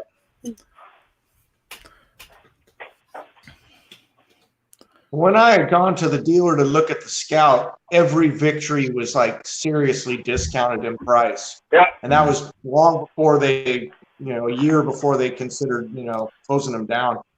And that's what I don't know what that people think means, Indian. Yeah, they think they just jumped ship with it. And I'm like, they started looking after getting the Indian name back in 2008. It was like they were making moves, and they started making Victory, and they mentally started making it in the early 90s before they came out in the late 90s. They had one Victory Octane left when I bought my Scout 60 for 10 grand, brand new. I should have jumped on that. It's a bitchin' bike. Like, yeah, I think the Octane is basically a Scout. Yeah. Yeah, just with sharper edges. Power. Do they have more power? Yeah, 104. Yeah, there's a dude that I think it's for sale in up north right now. He's got his custom Scout, and it's got the Octane RPM gauge on it. He was able to make it work on that bike, which Nice. I kind of want to do. So honestly, I've been searching, man. I haven't been able to find the right gauge, but I've been searching the wiring harness, trying to figure out how, where to tap in, but I haven't quite figured that out yet.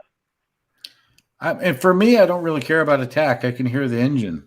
Yeah, I feel the same. But that's just me, though. I like watching that.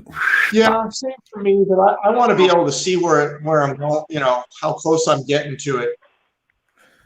Well, you got to remember, open roader's the gas mileage king. So I was just gonna say, I've never seen anybody get gas miles like this fucking guy. ridiculous. How he's getting that kind of what are you getting for kilometers of a tank? 280. I forget now what it was on my video. Ridiculous though. Yeah, you're almost doubling me. Yeah, but I can't fathom how that's happening. Either A, there's something weird, about my bike that I got a good one off the assembly line or some bullshit. You might not want to tune it. Or my riding style is just, I'm babying it super hard. I'm not exactly sure, but. All right, you got to rename your channel to Grandpa Rotor. Yes. Oh, Slow lane road. That's what I trade in for a Harley. Oh, never mind. Never mind. You keep the hazards on? But you know, when my wife and I used to live in the mountains, we were 200 miles away from where we in a city. So in order to go to and from the city, you were babying it. So I just learned on everything, no matter what I was driving. If there was any slight downhill, pop it into neutral, and just constantly babying all the shifts. And I think that's led to me being able to get the maximum mileage out of the bike. Also following my buddy Ken all through Europe and the Balkans. He's got a road glide, and he just pissed for me having to stop all the time. So I was forced to get the maximum mileage because he's like, "Fuck you, dude." Yeah, that was the main thing when Kevin and I did SCMM was how often we had to stop. Every 100 miles, we stopped for gas. He needed it by that point, right? He was a little bit less than you. Yeah. Yeah, but it was just like, by halfway through the trip, towards the end of the trip, it was like, fuck, another gas stop. It was just like, you're always hunting for gas. So that is definitely something to consider. It was annoying. Yeah, Kevin's got a little one. Yeah. I'm waiting for that chat now. Yeah. Yeah. Well, at least with bikes, you can pay and get a bigger one. Yeah. So I mean, the bobber, I can get 40, 42 miles per gallon. Yeah. Chieftain's 37 to 40. I think it's the same with you, Red Bearded. It's like we really don't get that. I get 41, not with the tune, for a daily. On the way back from Vegas, cruising about 70, 75, I was getting 45. Yeah, once in a while I get pretty good gas miles in the bobber and stuff, but yeah, I guess I just a little heavy-handed on. And how many gallons? Oh yeah. Yeah. It's 3.3, so your gas light comes on around 2.8. So it's usually, when I was on my way back from Vegas, it was like 120 miles that would come on it. Where like the Challenger, I get 34 right now. I got a little bit less this last tank because I ripped it on it pretty good for the whole fucking tank. It was like sunlight gas. I'm like, I've had the gas light come on at 87 to 97. I think 87 miles before on the bobber, because if I go in city driving too much, it sucks it down. Yeah, definitely. Well, so I haven't done a whole lot of city like that. Otherwise, I could see that too. I think the lowest has been in like 98, but that's when it's like 110 the whole way home and just fucking racing cars and shit for kicks. That reminds me of the ride back from SCCM. Drinks gas over 65 miles an hour. Yeah, it's funny. We were. You say that ride back from SCMM when you guys were going fucking Mach 10. When we go back to Canada, like, there's nowhere. So I live on Vancouver Island, and there's nowhere on the island that's over 55 miles an hour. That you can't. That's the maximum speed limit. So you have that beast with no room to gallop. Oh no, we do it, but it's just like you can't like. If you guys came to Canada, you're getting tickets. I promise you, and impounded. I was like, dude, there's 45 mile an hour zones. If people are not going 60, people are fucking losing their shit. Yeah. So for everybody who doesn't know what Jay's talking about coming back from SCMM, it was scorching hot outside. It was slightly warm out. I was fucking done because we were outside that building all day, talking to people and doing all the shit. We stopped for food, and I told everybody at the group, I'm like, look, you guys can follow. Nikki's in the car. Like, this is where we're going. It's easy to get back to the hotel. I'm gonna haul ass. I'm fucking out of here. And they didn't realize what I meant because I think I was cooking at about 105, 110 all the way back to Palm Springs. Oh, you're talking when we left Chipotle. We left Chipotle and we went back to the hotel. That's when me, you, and Brandon down. Yeah, Brandon was keeping up with me for the most part, but at the same time, I mean, I didn't lay it down because I would have left the chieftain. The chieftain's got a governor anyway. Yeah, Mine does. you, Brandon, you were ahead. Cliff was in the middle. I caught up to him, and I rode with him, and then we got there and we still didn't see Oki yet. You guys, where did Oki go? And I guess he pulled off because he was getting those check engine issues. Yeah, because he ended up being not too far behind us, and he still beat Kevin. But yeah. A Star, the guys in the chat are asking if you got a YouTube, and I meant to ask if it was up yet. We know you don't, but what are your thoughts on that? Riding fish, I hit that governor every day. I actually just today did like my name and did like the little background picture. I don't know how. I have like 4 subscribers, you guys, but I have no videos. Well, right now, if you put it in, if you go to the video on YouTube and type it in on the chat, everybody can follow you right now. I have no idea how to do that. Are you subscribed to any of us on the YouTube? Subscribe to all of you, I'm sure. So you better be. Just go from that account. If you go from that account to because it's live on my channel right now, and just go in the comments and just say hi, it'll pop up and everybody can click on your thing. Riding fish, yeah, Christopher David Lawson, I think. I'll do it right now. Of NEPA. There he goes. Chris has got it. Riding fish was talking about the governor on the Challenger. Yeah, the governor on the Challenger is 112. So you feel you need more than that? Yeah, okay. Only a few times where I'm like on it and wanting to like just go, and because right now the freeways are pretty light and it's pretty nice. So you're just going, and then but at the same time I'm glad I have the governor, because the first time I hit it on that demo ride, I had no idea I was going over 100 miles an hour. It is so smooth. I feel like I'm going 85. I'm one hand in it, looking at the trucker, and on the bobber. No, fuck no. Oh, I thought on the bobber. I'm like, that bobber is sketchy as fuck at high speeds. No, the bobber I've had to like 125 to 130, but at 100, even at 115, it's just you're fucking gripping and you're just going. Yeah. I wrote Jay, you don't have ape hangers. No. For me, ape hangers. So it's even crazier for that. I rode the Challenger, and I romped on it with that dude, the demo rider guy. He had the Challenger the Chieftain 116 with stage 2 cams, and we were on the freeway together at 110. And I didn't know that we had gotten up to that speed because we're on a fucking demo ride, so I'm not thinking that. And I just felt a little like, and I went, what the fuck? What is that? I looked down and it's just pegging. Okay, there it is. And I was like, yeah, I don't need to get rid of that, because if I'm cruising one-handed looking around and I can be at 110, I feel like that's dangerous as fuck. We never speed. Never. This is on closed freeways right now. Mexico.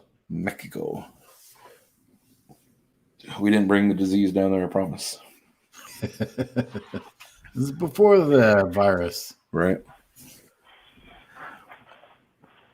Yeah, but I mean, I felt like today I was like, the first time I was like, okay, I want to get rid of that governor. That made me question it, but. Well, wouldn't your tuner would probably get rid of it, wouldn't it? Probably. I don't know what I'm going to do with that, because my dealer was like, well, as long as that's not what breaks causes the warranty issue, then you'll be fine. I'm like, but I've seen other ones where like the second you do a tuner, it's supposed to kill your warranty. My dealers never questioned any of my warranty, and I was tuned modified at like a kilometer after break-in. Yeah, I didn't do the intake until a while, because I didn't need it tuned with the exhaust, because the exhaust was what I did at 500 miles. I had that thing ordered before I hit my break-in. Yeah, I'm not sure how long it took till I basically voided my warranty on my bobber, but probably 500 miles. Then it was playtime. Yeah, it was tough to keep it down. And then, well, to be fair, I didn't know the bike redlined that high when I first bought it, so it was easier. But the bike just loves to run right around 3,000 RPM. So it was tough to keep it down that low. Like I've said this, I don't know, every live stream, 80 to 85 miles an hour down here. If you're not doing that, you're going to get ran over by work vans. So it's humming right along at 4,000, 4,500. Yeah. Going. So what's the fastest you guys have been on a closed course? On the bike? I've never been on a closed course. Well, I've never that's had sort of hint, so you don't have to make me actually. So say it was a closed There we go. course. There we go. Closed stations. Yeah. Well, I did that bearded bobber challenge, the 4 questions, and asked how fast I've gone on a motorcycle, and I immediately went out and filmed it. So 120. Motorcycle is 125 to 130. I don't at that point where the bobber and the scouts get, it's like hard to read. And if you're at that speed, you're not trying to fucking read that shit. So Yeah, I had to film it and then look at it. I think I Come have on, like Mr. 110. Fast. What was the question? How fast have you gone on 2 wheels? It was definitely in California.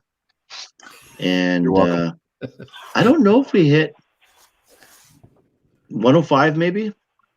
I would think easy, and you probably didn't even realize it. Yeah. If you're trying to keep up with all of us. Let me see what we done. 160. Ready for Yeah, probably 105. Yeah, 105. Yeah. Star? I think 105, 110. I think 110. Same Well, thing though. It's a good number I to get hit her. scared, so I'm not really looking at it at a certain point anymore. Yeah. Okay, I, Love, you on that little 60? I've done 95 on my 60, but I've done 105 on my Kawasaki I had before. So Well, the 60 still feels like it has plenty of power, right, Chris? yeah, oh yeah. I get a little bit of a shake, I think, from the windshield though. Once I get up there and start getting. It's hard not to, when you get up to those speeds, it's hard not to think Brandon Picasso. Yeah. Okay. You get a little wobble in the bars and it's like, all right, I'm done. Yeah. The bobber's reverse. The bobber's not a stable bike at high speed, I don't think. I'm fine. Like I said, I'm fine. After 115, it starts to like, all right, I'm holding on, and then that's about it. Yeah, same with my bobber, 115, and it's a little bit sketchy after that. That's the only When I time had it's my good to have Softy, extra pounds. I couldn't go past 90 because I felt like I was going to fly off the back end. Oh yeah, stock seat's fucking garbage. Oh yeah. I mean, I'm probably a little lighter than you guys, but I was, yeah. But I would say just a little bit. Yeah. My Corbin seat hugs my ass in, and I'm ready to go. Well, I had the Corbin, now I got the Mother Road, so that thing holds you in good.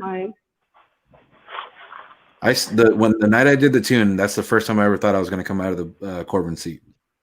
Fucking A, dude. When I did my tune, I had everything off of the bike, including the back seat rest. And I stabbed it and forgot I didn't have the back seat rest on. And oh my God, I almost came off. I was like Superman. That was the first thing I got was my backrest for this bike. Backrest and seat. Because I felt like I was going to slide off. Yep. Crazy. All of a sudden you feel like you're sitting on the fender especially for the bobber, like, and I'm on the fender.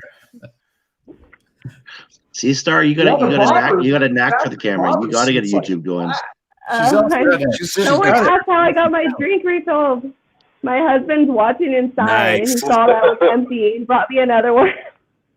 That's awesome. Yeah, you have him trained well. Good work.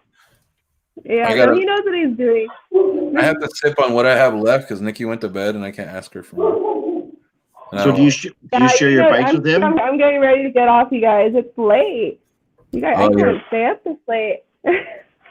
Well, if Picasso was on, I was about to say, yeah. So Picasso's same as Lawson. They're up way later. Open roader, you just woke up, so. Oh, whoa. And then for looks so good. Good night to everyone else. Night. It was like the afternoon or something. Bye, guys. Night. Hey, have a good night. Star. Good talking to you. Good night. Go comment in the thing so we can all follow you. Yeah. Oh, yeah. Get the numbers I'm going up. to comment right now, Star. Did that work? No dazzle. You didn't make it. Well, he hasn't made it yet. I told him that be on. He wasn't sure how early. Damn rock stars. Oh, there it is. All right, so everybody can see Star Bobber down there in the chat. You've got 28 views. You don't have any freaking videos out yet. Chicks. God. It sucks being ugly. Preach to the choir, bro. Oh, I didn't realize I had to accept yours, Jay, because you're cussing in the group chat or in the side chat. You talking shit, Jay? I get excited sometimes. Kevin, you can't be mad. She just started the channel. Listen. Kevin's like, there's no content. Yeah, there's no content. There's no content yet, buddy. You follow now and you wait for it. It's There like you go. pre-ordering something new. Follow on Kevin, Instagram. where's your channel? Yeah, follow Instagram. There's a bunch of videos on Instagram. Yeah. I don't know about you guys, but I've basically found all of your channels long before this Indian motorcycle world started up. Mm-hmm. You just start looking for content on, how to do this, how to do that. And I just remember when I found Jay Fast's channel, it's like, what's with this guy and this porno name, dude? Ah, That's the It's one like this my mama guy, gave me. porno Lying. actor, Jay Fast. Wait, Funny, how is Jay Fast a porno name? Well, well, he tells you the numbers in Canadian, so they seem better. Yeah, but wouldn't it be Jay Yeah. Long or something like that? I specifically remember watching Open Roader and Brandon's videos. Mm-hmm. Brandon's because he was one of the first guys to really get the bobber, I think, or he showed the He had a lot of videos already for it. purchasing experience, and I'm like, I want to do that. And then my dealer sucked balls, so I didn't do that. And then I remember watching. I specifically remember watching Open Roaders. You were mounting your bags on the Indian, or you were doing something like that. The tan ones, I think, and your Harley video, but your dealership experience with the Harley versus the Indian. Yeah.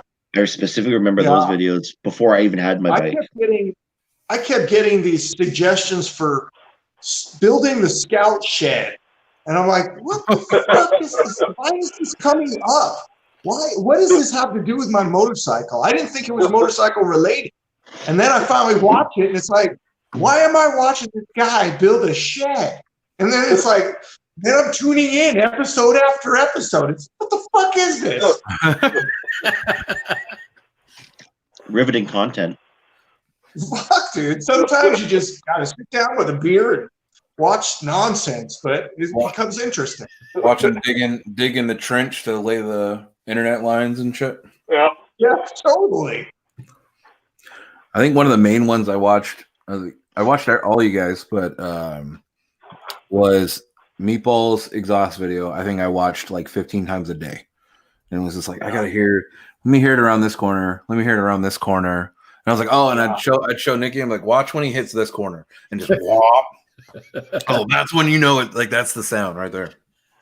I didn't even know what a moto vlogger was until I found Dazzle Rebel Ride singing about it. The first Dazzle video I watched, he was talking about the Scout being a girl's bike, or like if it's a girl's bike.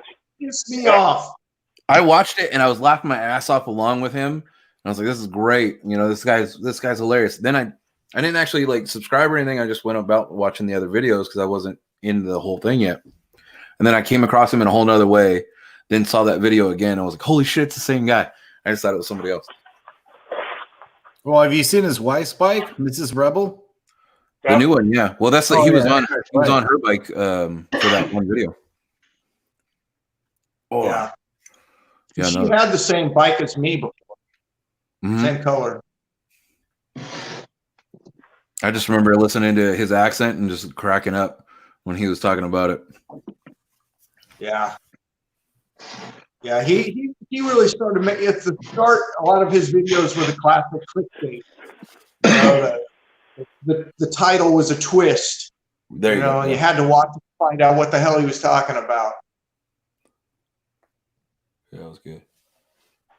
So I started watching Brandon. That guy's a fucking artist. It's just the way he does his videos.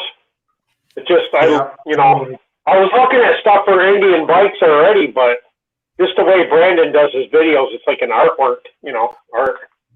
That was Yep. watching his and everybody's. I was like, okay, I think I want to make some videos and do this too.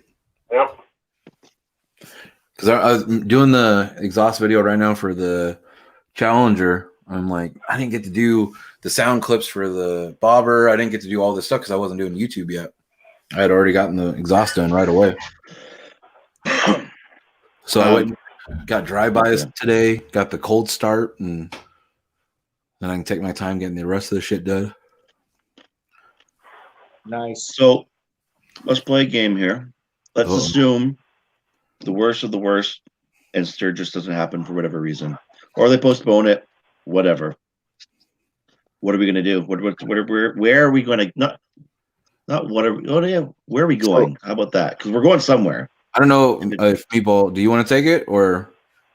Sure. So we're gonna have to decide at one point when me, you, and Bearded were talking before that sort of deadline. We got to figure out a couple weeks before that to see who can still go if they had the money now with all the things going on, and then make a decision if I could see if we get a refund back or a deposit back or not. If we can't, it's that final payment we got to figure out, but we can still use the house and go right there as long as we're allowed to go there.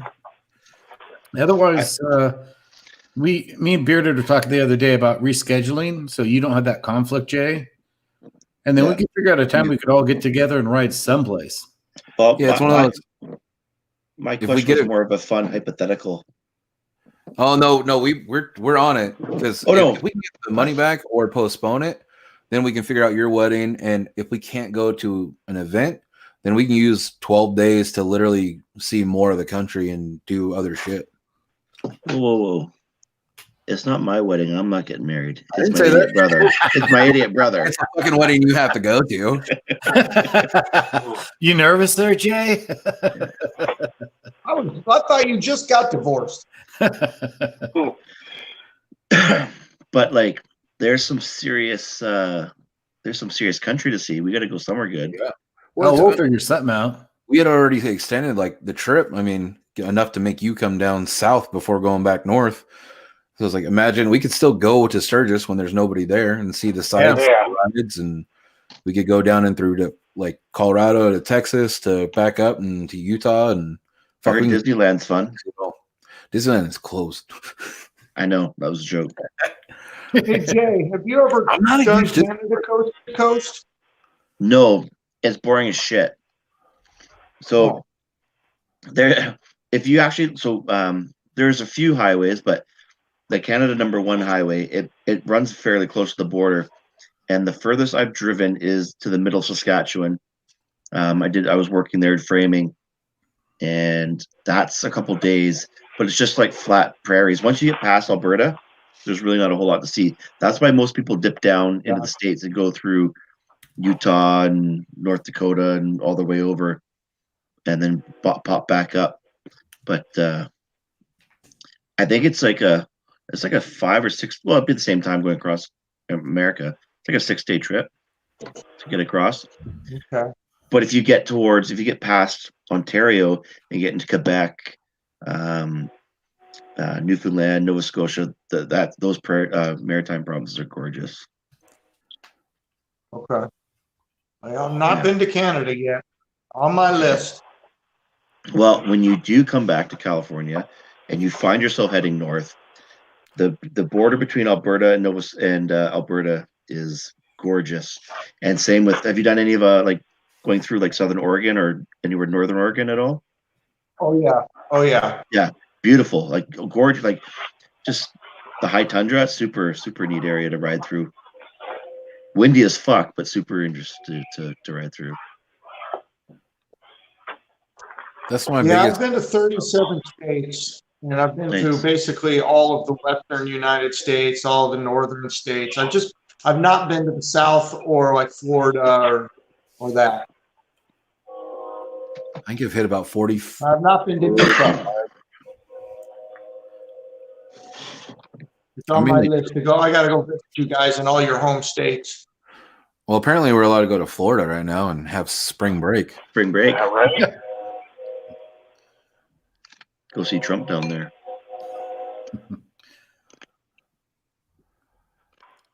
People are crazy. Well, hopefully this doesn't last long and we can get out and ride and go have some fun. That's what I was telling The weather's been beautiful here. Erie Indian. I was like, oh man, I got my exhaust, and right before the lockdown, so that's what I'm doing. He's like, I went riding today. I was like, God damn it, that's a better answer. Yeah. I mean, we can actually go riding here in California. It's just you should be going someplace, but Yeah. I mean, if you go out for a walk, I mean, if you're on a motorcycle with a full face helmet and you're staying 6 feet away from people, Yeah. what's the difference? Yeah, exactly. I saw groups of cyclists today, like all bunched up, and I'm like, that's not allowed. When I'm cruising on the freeway by myself. Yeah, I mean, there's a someone who used to run a group for wounded warriors, and I've ridden with them a few times.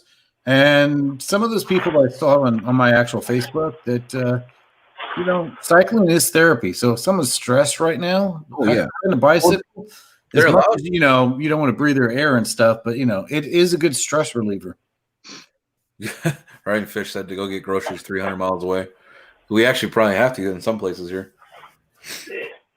No, I ordered toilet paper 2 weeks ago. I'm still waiting. Amazon? Yeah, because I'm not going to go to the store right now with all. It's not even an option. Not even an option on Canadian Amazon right now. No. And we've got 3 massive TP factories in British Columbia. Can you send me a care package? We don't have any. I've been holding it in for like. They're out of it too. Everybody ordered from Amazon, and then ordered from Canadian Amazon. Yeah, Every they're not bathroom we available have till has June. a bidet in it. So if we run out of toilet paper, it doesn't matter. Wait, what? Every bathroom in this house has a bidet in it. Hey, I would totally have a bidet, but it looks like I'm gonna have a green garden hose coming through the window. So.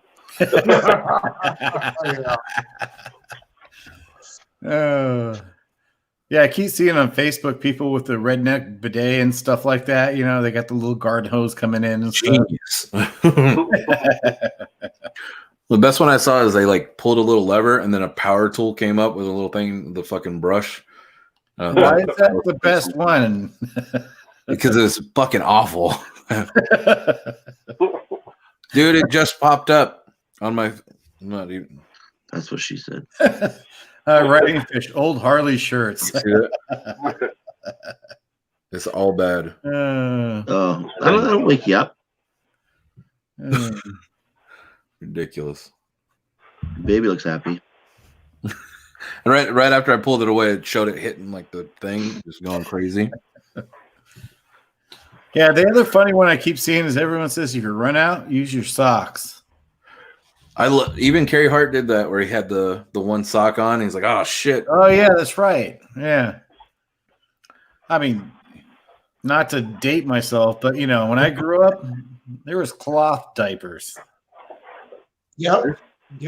See, I knew someone would see you up on that one. Maybe 2 of you. Those were the best things to clean your car with, man. Nothing softer. The new ones or the used ones? Oh. Depends They on the used to color have of the car. diaper services where you would take those cloth diapers full of shit, throw them into what was called a diaper genie, and then you would take it to the porch, and somebody would come pick those up and bring them back clean.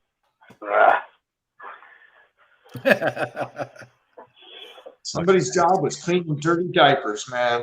Fuck that. With all this stuff about going green, compared to what happens now, we disposable diapers that go in a landfill. Yeah. If you think about it, it was better back then. I remember when soda bottles got At the same recycled. time, think of all the water that's got to be used to wash that, though. It wouldn't work in California. Yeah, but it's all biodegradable. We take our water from other states. It's fine. I mean, the whole thing is when you make plastic, it doesn't degrade properly. It takes a long time. So all these great ideas aren't so great. So it's convenient, but it's not really that great. Yeah. Just, Chris, you probably remember the soda shops where you drink your soda, put it back in the crate, and then you'd Yep. return them for a refund and get more soda. Oh yeah. Ours Yeah. is called- Oh yeah. we When had I was one a it's called kid, the Pop you go Shop. find it. You go drive around or ride around on your bike looking for bottles and cans to go return for that purpose. Even when they used to deliver milk in bottles, Yep. and then the bottle gets reused multiple times. Instead, It's now we like got a the bunch old of plastic. now. Jay, do they call Yeah. soda in your area pop or just in other parts of the country or what? I call it pop or soda. When I lived in Iowa, that's what it was. It was pop. Was it pop or pap? I think it's pap. For us, it was pop. Pop. I'm going to the pop machine. I'm gonna go get me Yeah, a pop. pop soda. I'm gonna wash out my pop bottle. Or they call it soda pops. Yeah, I think Soda pop. more south for us, it was like soda pop, and then there's a lot of areas that's just Coke. For us, it's just soda. Well, when we said we were going to get some Coke, that was something different. Well, apparently I it's the knew same that, thing right now. So, hey, Chris, I got another one for you. Since you grew up in the San Fernando Valley, and I was actually in Simi Valley for a little bit when I was younger. Do you ever have a bread Nice. truck come by where you can get bread, but then also have like candy and stuff for the kids? Oh yeah, Yeah. donuts and everything. Yeah, they would pull a drawer out of the back of a panel truck. It was a panel station wagon. Yeah, I forgot the name. My mom probably knows the name of that company that did that. Companies that did that. So Yeah, I totally remember that. You know, the guy would come around and he would just, of course the kids would be following him like the ice cream truck, because he had donuts, and he'd come around at the end of the day and give all the kids the leftover donuts, and of course it would just piss off my mom because none of us would eat dinner that night because we all got free donuts. So was this back in the day when it was safe to go with the guy with the candy in the van? Dude, this was 1975. yeah, something like that. Yeah. Now you don't go to the van with the candy and the guy in the parking Oh lot. no. That's My stranger mom danger. used to throw us out of the house and tell us not to come back until dinner. Yeah, back then it used to be when the street lights came on, it was time to go home. Yep. Those are the rules. When I was a kid, I would my mom had no idea where I was at.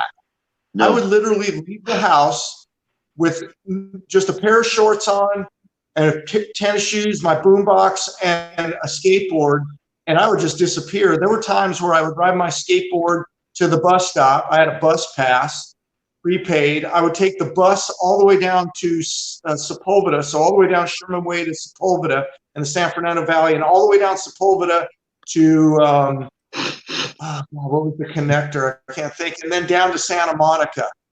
And so I would go to Santa Monica Beach and Venice Beach all day long. My mom, and I'm 65 miles away. I'm like 13 years old, 12, 13 years old, and then be back by lunch. My mom never questioned it, never knew where I was at all day. See, for me I just growing up go in the anywhere I early wanted. 90s here, you didn't do that shit here. But when I was in Arizona and Iowa, it wasn't that big of a deal. Shit, I'd go to the library, check my email, fucking walk all night and go someplace, and no big deal. But California, it's like, Check your email. hey, that was how I communicated. I will. Yeah, I think I moved from Arizona to Iowa, so I was still communicating with friends that I had over here. And that was 97. 97 to like 99. I was in Iowa, something like that. Okay. I didn't have like these kids have cell phones. I didn't have no cell phone. No, I didn't get a cell phone until I was 24. What year were you born, Jay? 84. Okay, so you're 2 years older than me. Hey Jay, Yes. I graduated high school when you were born. No. Well, you still look good. Oh, thank you, honey. 86 for me. Yep. So you graduated the year I was born. Wow, man. Yep. Well, and actually, Pamela Anderson went to my high school. technically, you probably graduated about 6 months before I was born because I was born on Christmas. Oh, gotcha. You are a fucking gift, so Yeah. Yeah, I'm sure my mom was saying the same fucking thing that day. Yeah. No, she was saying, look at the size of this fucking kid's head. Man, that's his forearm. Son of a With the bitch. same size head as he has now. Well, you guys want to hear a funny story? Of course. I It's was pretty much almost just us here Mexican. now. So So my parents are in Tijuana before my mom was pregnant with me. My mom's sort of joke is the fact that I was almost born in the taxi cab coming back across the border because of where the guy was driving. Yeah, nice. So that might be why I like burritos so much. I don't know. If nobody's ever been to Mexico and ridden in a taxi, they have no idea what we're talking about. No. never done it. I had a good buddy, Damn. the one that tattooed my shoulders all up in here. He was living in Mexico for a while, and he's like, "Dude, you got to come down and hang out, and we'll fucking go do this." And I was like, "No, mm-mm. I might look Hispanic every once in a while, but I don't speak the language, bro, and I'm keeping my ass on this side." Yeah, things weren't like they are today, man. In the 80s, we used to go down to Mexico on the weekends, man, and go party down Rosarito, Ensenada. Have fun, man. So much fun. But now it's just crazy. Too fucking dangerous. Yeah, I mean, I went to Puerto Vallarta in the early 90s, I think it was. And then about maybe 5 years ago, went to Cancun. But now, even like Cancun, I've heard there's been issues there, even in the tourist areas. Yeah. Yeah, at least when I went the last time, I got to go to Chichen Itza. And that's pretty much I'm glad I was able to go there before all this other stuff started. So, Yeah. It's crazy, man. You know, last night just thinking of all the things. It's like, you know, will the world come back to fucking normal? All the things I wanted to do, and it's like, fuck, man. I don't know what the future We brings, finally but have Mad Max. you know, we had so many plans for just this year. I mean, immediately returning from Morocco at the end of the month, my wife and I were supposed to go to Egypt, and then we were going to go up north to go to Venice and the Ferrari factory, and then over to Greece this year. All of that's gone. Won't be doing any of that. And it's like, I don't know, you know, if the world's, you know, going to be able to switch the switch back on and go back to normal.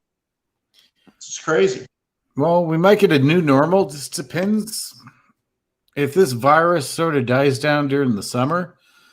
That might help, and it's hard to tell what's going to happen next winter too. It may come back again. So we Yeah, if they don't may get be it fixed doing the in time. social distancing for a while, or on and off, or something. You know, I socially distance myself from people anyway, so. We already knew that. You can't look like this and have people come near you.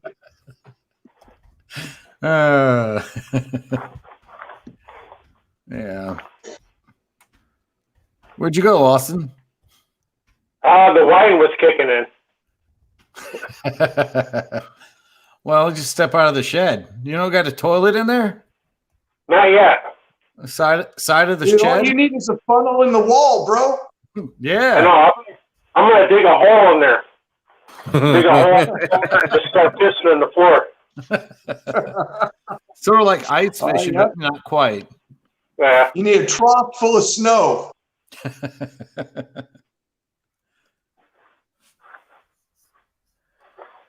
Oh man. Oh, so I'll throw one out there. Like, well, hopefully it still happens, but which I'm guessing it's got to be a chieftain or a roadmaster.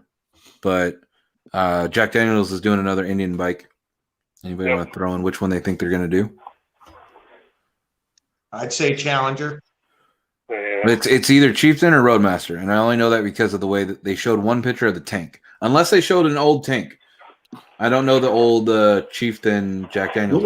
What was the second one they did? Well, they've done The Bobber. well, but they had bikes before the Bobber. They had I believe a chief. They had a chieftain. They had the Bobber. They had the Springfield. And they showed hints of it that it was a Thunderstroke. And so unless they're showing older ones, like I said, So they could be throwing us off. Yeah, I think it was a Chieftain, but I didn't know if it was new or not. And that's I in the didn't last either. couple weeks. Mm-hmm. They're talking about they're going to announce it at Sturgis, Mm. which I think. Supposedly now. Yeah, well, and I think it was they're going to announce it after we were gone, but still.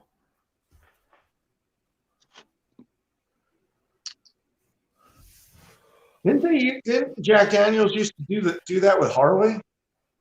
I have no idea. I know Harley just Oh, went no. from was it Ford's to GMC on their trucks? Oh, this Yeah, Really? Mhm. Ford, yeah. That fucking GMC truck though is like 90 grand or some bullshit. I haven't seen it. I need to Google this. I love the GMC truck, but the prices, get the fuck out of here. No. Well, have you guys seen the new Jeep Gladiator trucks? Uh-huh. I like Yeah. it. Oh yeah, I Yeah. like them, but I mean, The price is just outrageous. yeah, I mean, I think starts at 42. So if you get a Rubicon that's loaded, you're around what 55, 60,000. Yeah, they're in. Yeah, it's crazy. Yeah, I have a 4-door Rubicon and it's a 2014. But if I replace that, I don't think I'd want to spend the money for a brand new one again. Well, no, and just from 2014 to now, the prices for new have just jumped. Yeah. It's fucking insane. The only good thing about that is the Kelly Blue Book value for my Jeep has been pretty high. I've the seen new a lot of ones- used Jeeps prices are high. Yeah, that's the one thing good about the Jeep Wranglers is that they hold their value quite well. Well, it's like my truck. So far, I've seen trucks hold pretty good. Like they still offering 23 for mine to Yeah. 2016 with 60,000 miles, and it's nothing special. It's just normal Silverado. It's not a base model, but still. Yeah, I think my Jeep with this mileage and it's a 2014 is 26 to 28,000. And before taxes, I paid like 33 something, and I got a good deal on it though. So So this Harley GMC Mhm. is $95,000. Yeah. And so what's this supposed to be? It's supposed to be Sierra. It's a GMC, right? What they don't give you any motor options, so it's just standard motor. I guess you get the 6.2 and call it done. And the 6.2 is the bigger one, right? So it's probably just that one because it should be a 5.7 and a 6.2. Yeah, they don't do the 6-liter anymore, do they?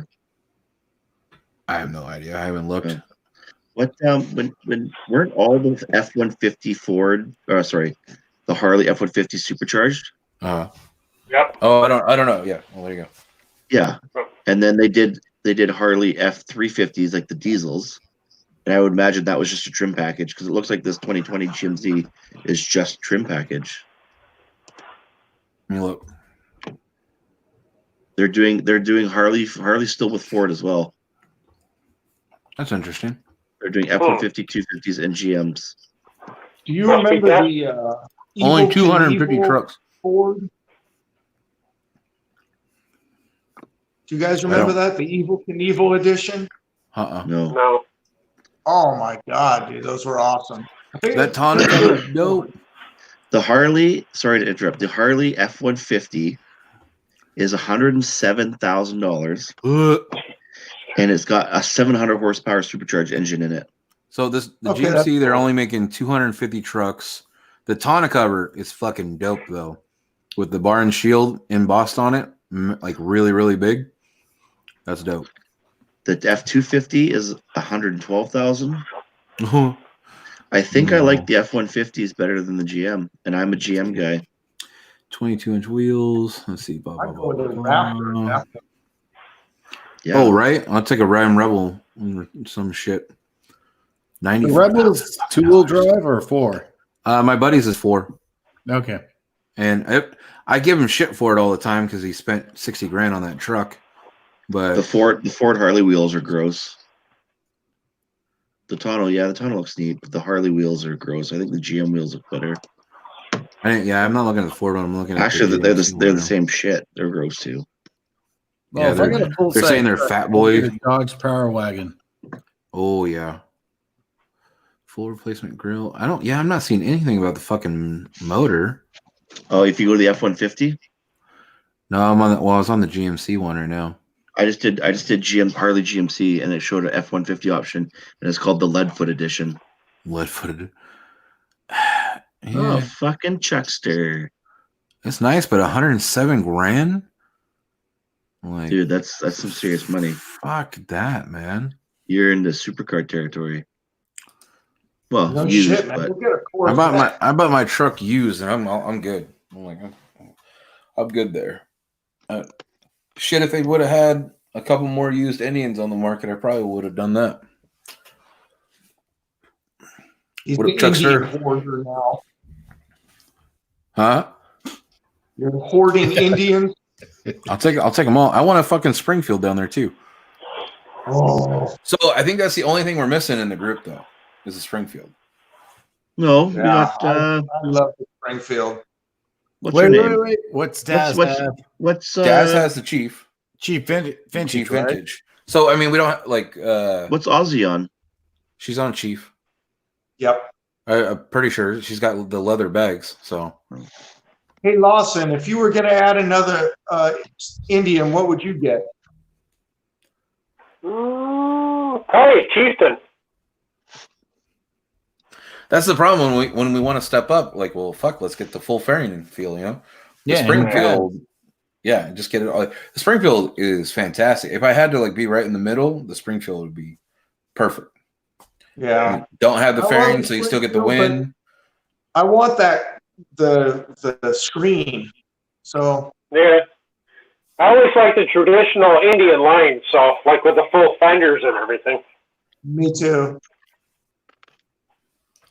Well, when my chieftain had the theft issue and they gave me that quote for $9,200 to fix it, and I thought it might get totaled, I was looking at a Springfield Dark Horse as a possible Yeah. replacement. Yeah. Yeah, I think the Springfield's beautiful, but when we get back to the States, my life's going to take a complete left turn. So What do you mean?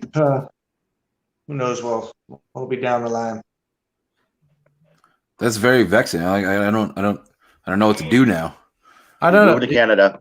He's Are moving to you Canada. getting a sex change? Oh.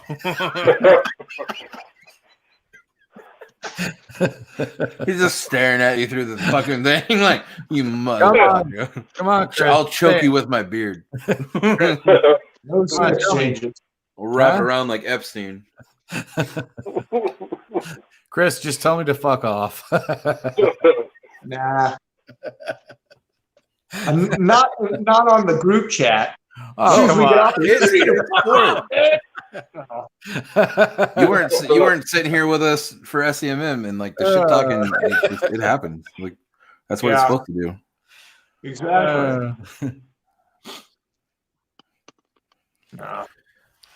Some of these guys that I'm grew up still- and not doing it couldn't last around us or my shop. Whew, it's fucking go time. That's how you know you were friends, though. That's what I thought was so cool about watching the SEMM videos with you guys, is that even though you just met, you guys interacted like you've known each other for. That's what it felt like, decades. dude. The second everybody pulled up, man. And well, I mean, I was hugging Canadians I didn't know, but it was just a fucking. Fuck, full-on I was experience, man. sharing a bed with Meatball that night. Yeah, I remember looking down the stairs. Our Right, first night was Looking down it San Luis Obispo? Was that our first night? Yeah, it was the first night. Yeah. Yeah, we were in a bed together. I was fucking. you'd already been together. I can't believe Jay's laughing at that one. we were in our fucking underwear in a hotel bed together. What are you gonna do? Slumber party in the scout shed. Yeah. Oh yeah. I should have a picture somewhere of looking downstairs and just seeing Jay on the air mattress sprawled out in underwear. And Oh, I was so warm, just like a big old fucking naked grizzly bear. I remember going, I'm posting this, and you're like, all right, do it. I can fucking give her. There's a Canadian bear in my house. Hey, Jay, do you remember the penis pillow? Maybe which Tahoe. one? Oh, dude. Oh, hey, Chris, Oh, I yeah. got a picture of this.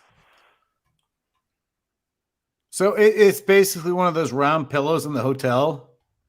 And Chris, the other Canadian, was not getting up. We were going to go down to the pool. So Jay was screwing around with him and poking him in the head with it. Oh God. Like it was his penis. So that's why it's a penis pillow. This is all not very biker-ish, I'll say that. Well, you know, kids will It's all play. about fun. Yeah. Yeah, it's just some fun. Oh yeah. Don't worry. no, Chuckster's like, why were you still in? Jay hadn't woke up yet. He slept in his underwear. He was good. He looked very comfortable.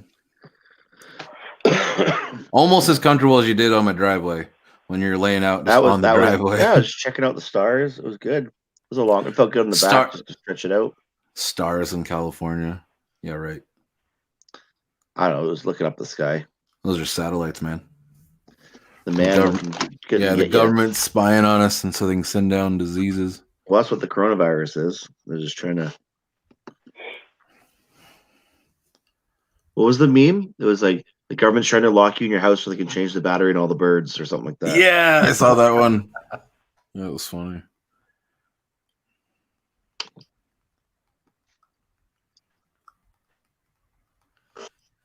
Oh, Chucks, there's wondering if why you're seeing stars in this driveway there, Jay.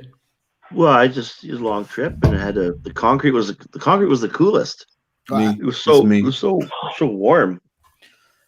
Well, that was after our ride where I almost got lost from you guys, and then you kept fucking taking off. Well, I was passing you guys, and then you guys took an exit that I got off the exit going, shit, where am I? Yeah, you passed the guy that we're going to his house. You're like, bye.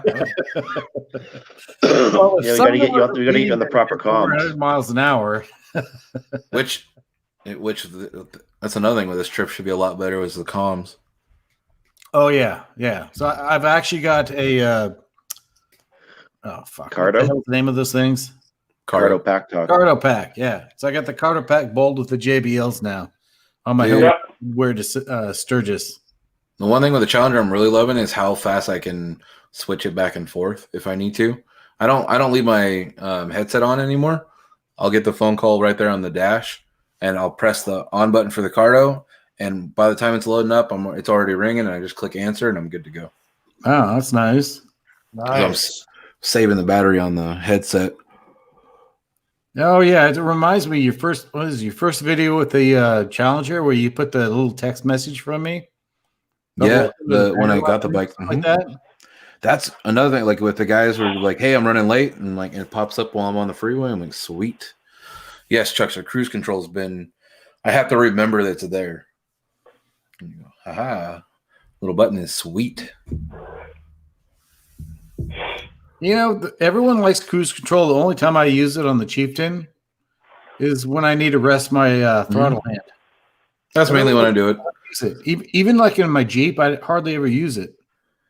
I use it in my truck when I'm on my way to like Arizona or something, like just doing stretches, because I'll go in the middle of the night and there's no one else around for me to like bounce where I'm at speed wise. Yeah. So I'll end up slowing down to like 55 and like, oh shit, and I'll have to get back up. So if I just set cruise control, I'm good. Hey Jay, didn't you put cruise control on your bobber? Well, I got the Atlas throttle lock. They sent me one, and I got about 6 months on it now, but I got some good mileage on it, so I'm ready to do a review on it, and I quite like it. Okay. I know Cool. Oki liked his. Yeah. He was talking about it a lot while he was here. Yeah. Yeah, I know Picasso, you'd use that Kuryakin, like the clothespin style. Mm-hmm. Yeah. And I mean, fuck, it's way cheaper. You get those $15. The Atlas is $200, but it's billet aluminum. Like it'll never wreck. The guy at my dealer was trying to tell me to go to after that one. I was like, I'm not getting any right now, but thanks. Yeah. Well, I reached out to them and they sent me one to review, so that was awesome. Wow, that's cool. Yeah, and so I will definitely be doing that shortly. Yeah, I have a Kuryakin throttle boss. You just set your hand on, which is nice, makes a difference. But still, you know, you're on the bike for 12 hours and you're just shaking out your hand. Yeah. It'll get you. Yeah, it's definitely not cruise control. Like all it does is lock the throttle, like all of them, right? So if you go any uphill, downhill, the bike will speed up or slow down. It's not like a true cruise control, but I mean, Right. it's better than nothing. Yeah. Yeah. And It's I don't something know to why they rest Really that. take your hand off the Yeah. bars. Something to rest your Slowing hand. down, you know? And I mean, if an aftermarket company wanted to do it, it's throttle by wire. They could very easily create a system to do it. They just Yeah. need to do it. I'm guessing the same thing like Lloyd's though, where they didn't do cams yet because they didn't feel like the money was there. Like Yeah, well, and that's one thing, and then he also got excited with the Challenger coming out. oh yeah, well That kind of ruined all aftermarket for the bobber. yeah, definitely. But I think they're still selling quite good. What the Bobbers. Oh yeah, my dealer here just showroom fills and empty, empty. Seems like the Bobber 60 is selling pretty good right now. And then before I got my Challenger, they had sold like 8 or 9 of them, and they were and like for the slow season, they were moving right along. I forgot about that Bobber 60 coming out. Orange County has it already down here. I haven't seen one yet at my dealer, but now I can't fucking go take one for a demo, so I'd love to. The 60 was great. I mean, I know why he loves his bike. If they would have had the Bobber 60, I would have definitely thought about it. I would know. If they'd had the 60 with ABS when I bought my bike, I'd have definitely done it. No question. Yeah, it's a great bike, and I went up. I'm a fucking big guy, and I was on the hauling ass on the highway, no problem, and it'll beat most of the bikes in its same category. I've never ridden a 60. It's really not much different. I mean, No, the gear, yeah, because it gears out at the same. It just doesn't have the 6th. It just takes like maybe a little bit longer to get to that. Yeah, the horsepower numbers aren't a huge difference. Yeah, and like Riding Fish pointed out, $89.99 for the Bobber 60. Yeah, fair. Like, dude, that is a fucking great price for an Indian. Like for the bike. My video on why the 60 is the best deal, I think still stands, because you go buy the 60, go buy the big bore kit, and you're done. Yeah, all the money you save, you're gonna fucking be outperforming any of the regular guys just because you did that, and you'll still come in like right around the same or cheaper. What are the Sportsters going for in your guys' areas? Sportster is probably around the same as that one, as the 10 grand. A cheap one, yeah. But the big thing with those is there's a used market for them. For the Sportsters? Yeah. That's the biggest thing. Harley Davidson has a massive used market. If I was more of a Harley person and didn't fucking fall in love with the Challenger, I easily could have seen myself on an older Harley. My problem, like with the Harleys, is I don't see a huge difference from 2015 to now. Like there is a difference, but it's not leaps and bounds, in my opinion, anyway. Yeah, I could still walk into a Harley dealer and just go, I'll take that one and that one and that one and that one and that one. Yeah. The only Harley I really want right now is the FXDR. I would fucking love to have one of those. I would. I think I'd take the Fat Bob. I like the bike. I just I would. Picture. I think I would need more forward controls. I'm not a huge like feet more towards me type of person. Yeah. Riding Fish. That's what the labor on the big bore. I don't know this to be like. I don't know this firsthand, but a lot of the Harley kits that you order, the pistons and the wrist pins already. You just connect them up and you can slide that right on. The rings already set.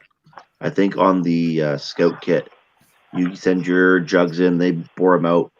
Oh, you get new pistons, and you have to file your own rings down. So it is a little bit more intensive. So you got to have some basic engine building in your repertoire. So Jay, the Iron 883 is $89.99, and that the Bobber 60 should blow it out of the water. Fucking annihilate it. Yeah. It would annihilate a 1200. So the Iron 1200 is $999. There you And go. then they have a couple different ones that get up to like 11, 12. But yeah, you're taking a $1,000. Bobber Cheaper 60. The cheapest Harley is the Street 750 at $7,500, and that thing is garbage. Yeah, I've seen one in person. No. I've ridden one. They're very underwhelming. Yeah, it was one I didn't even like. I could have demoed it, and I was like, no thanks. Yeah, I think they're smart with the Softail Standard. That thing's fucking cool for the price. But yeah, the FXDR is the only one that's like, well, and the Breakout. I just love that muscle style. I'm all about that. Yeah, I still haven't ridden a Breakout. I bought my bike like 6 months before the 60 came out, and if I would have definitely gone the 60 route to save the money, I really wanted the ABS, and I think the 60 comes with ABS now, doesn't it? Almost. They have one option. I don't know if the 60 has an option without it, but no, it does, because the 60 Bobber, there's one without ABS and one with ABS. Where most of the Scout line is like one has no ABS, the rest of the line has ABS. Gotcha. Yeah. Oh, the Pan America Rheinfish, that thing looks dope. You call it the trans. Yeah. It could be. It might go both ways. You go on road and off road. It's a tranny of motorcycles. Yeah. Yeah, that I definitely would if I could fit on it. There's not many adventure bikes that I'm too short for, but if I can fit it, I will ride that bike and the Bronx. I want to ride the Bronx. I want to ride both. I could see myself buying a Bronx if it was priced right. If it was, I love the look of the motor. The Yeah. motor's dope looking. They had it on display at the Long Beach show. It was fucking clean ass looking motor. How was that live wire, Jay? Oh man, if I had 40 grand that I didn't care about, I would get one. Chuckster, I don't know, but I mean that would be nuts. You're talking about the Pan America motor being in the sporty. Well, I think they're also supposed to not just kill the sporty. Well, they're supposed to have the smaller motor too. There's supposed to be two motors coming off of that series, and then they're building the custom, which I could see the custom taking out the sporty. Yeah, and like Chris talking here, the Pan America will be overpriced. It's going to be. There's no like, dude, Honda. I mean, there's so many other bikes that got that fucking market dialed. What are you doing, Harley? What are you bringing? They have to bring a lot to the table because not to mention some dead loyal fans. Like you got your BMW guys, you've got your Honda, your Africa Twins. Like, dude, you're not fucking converting them to a Harley. And what are they like? I think roughly 15 grand for a lot of them. Because like the Triumph Tiger is in the same category. Yeah, the 800, I think it is. That's why the Himalaya. They have a 900 coming. Well, they have a 1200 too, right? Dude, I don't know. You can get the 1290 in the KTM and the I've heard 1290 Adventure. That thing's I hear great things about the KTM. Oh, I took one out. I took the Diablo, and then there was a guy on the adventure bike. He was boogieing. The Himalaya is the one that's like cut in the market, but it's not going to keep up with those other bikes, and it's not supposed to. It's a smaller one for like $5,600 out the door. No, yeah, isn't that an 800? But it's real torquey, right? No, it's like a fucking. I don't think it was that big. It's a single cylinder. It's not a power one. Royal Enfield's other bikes are better, like the 650 Twins, but the Himalaya was not like anything about power. It just has they're trying to explain it to me, and I don't know those like style bikes. It's got a different kind of gearing that's supposed to be better for like slow climbing. Yeah, and it's a little more torquey. I was looking at some of the adventure bikes for my project, so to speak. So I was looking anywhere from the Himalayan because it was cheaper to some of the BMW GS 600 and the 700s to try to keep it lighter, and then all the way down to even to the GS 300. So, which with a adventure bike, the lighter it is, the better. But Yeah, you got to go some distance. You got to get the best mileage you can. Fish was saying it's 500 cc. They claim that Himalaya gets like 75 miles to the gallon. Wow. They said approximate. They of course they put the approximate, but because weight and everything else, I'm sure I wouldn't get that, but I couldn't imagine it dropping too much. My numbers on the bobber are close to the same. Last year, I got on a ferry from Dubrovnik, Croatia, back over to Split, Italy, and I met a guy who was on a 1200 BMW, and I followed his adventure. After that, he went to Tanzania, and he's fully decked out. I mean, full giant bags, full of a spare gas can on the back, and he's showing pictures of him. That bike had like a 9.5 gallon tank or something ridiculous, and I think altogether he was carrying like 13, 14 gallons. And he was still barely making it to gas stops because in the middle of the desert, he's showing pictures. He's riding up to a mud hut with a guy out there who's got all these random containers to hold fuel, and they're just whatever plastic containers this guy's got. He's traveling with a pair of like stockings or nylons for a woman, and he's holding that open so the guy can pour gasoline through it to use it as a filter. And that's the best he can do. That's where he finds gas in the desert. That's insane. So, and he was barely making it from gas stop to gas stop. And he invited me to go, and it's like, I don't think I could get out there with the Scout, bro. No. So something that gets 75 miles to the gallon, I can see that, man. You need it. Yeah, and it's got a lot of good like storage spots and shit like that. Yeah. There was some girl I was following online on her YouTube channel. She was riding through Iran. She had ridden all through India and shit all by herself. Little tiny thing, man. Like, what are you doing out in Iran by yourself? But she did it. Isn't that a spare tire on the 2 spare tires? Isn't it like I think it's called goes by Itchy Boots or something like that? Oh, she was like down here recently, I think. In Argentina. Yeah, she was up by Laughlin. Patagonia or something like that. Different chick. Yeah, so this one I think she's from like Germany or Denmark or something like that. I think it's Itchy Boots or something like that. And I think she's actually Itchy Boots Travels. Yeah. And I think she's actually in quarantine in Chile or something like that now. Oh, this is in South America. Okay, yeah, this is an ADV rider. She's Dutch. No, it's okay. And she is actually on a Himalayan, I think. Yes. There's another one that's been driving around South America and like right here on Scout. He needs a Snuggie, man. You need one of them Snuggie blankets. I got my girl one for Christmas. Wait, who does? Lawson. Chris Lawson. You can see the ice is coming over, like frozen and shit. He's got like the blanket and the sleeping blanket and the wool blanket and the. It's 19 degrees here now. It keeps fucking dropping. I was about to say we're probably gonna get hardcore, man. Hardcore. I'm not even wearing pants. 46 here.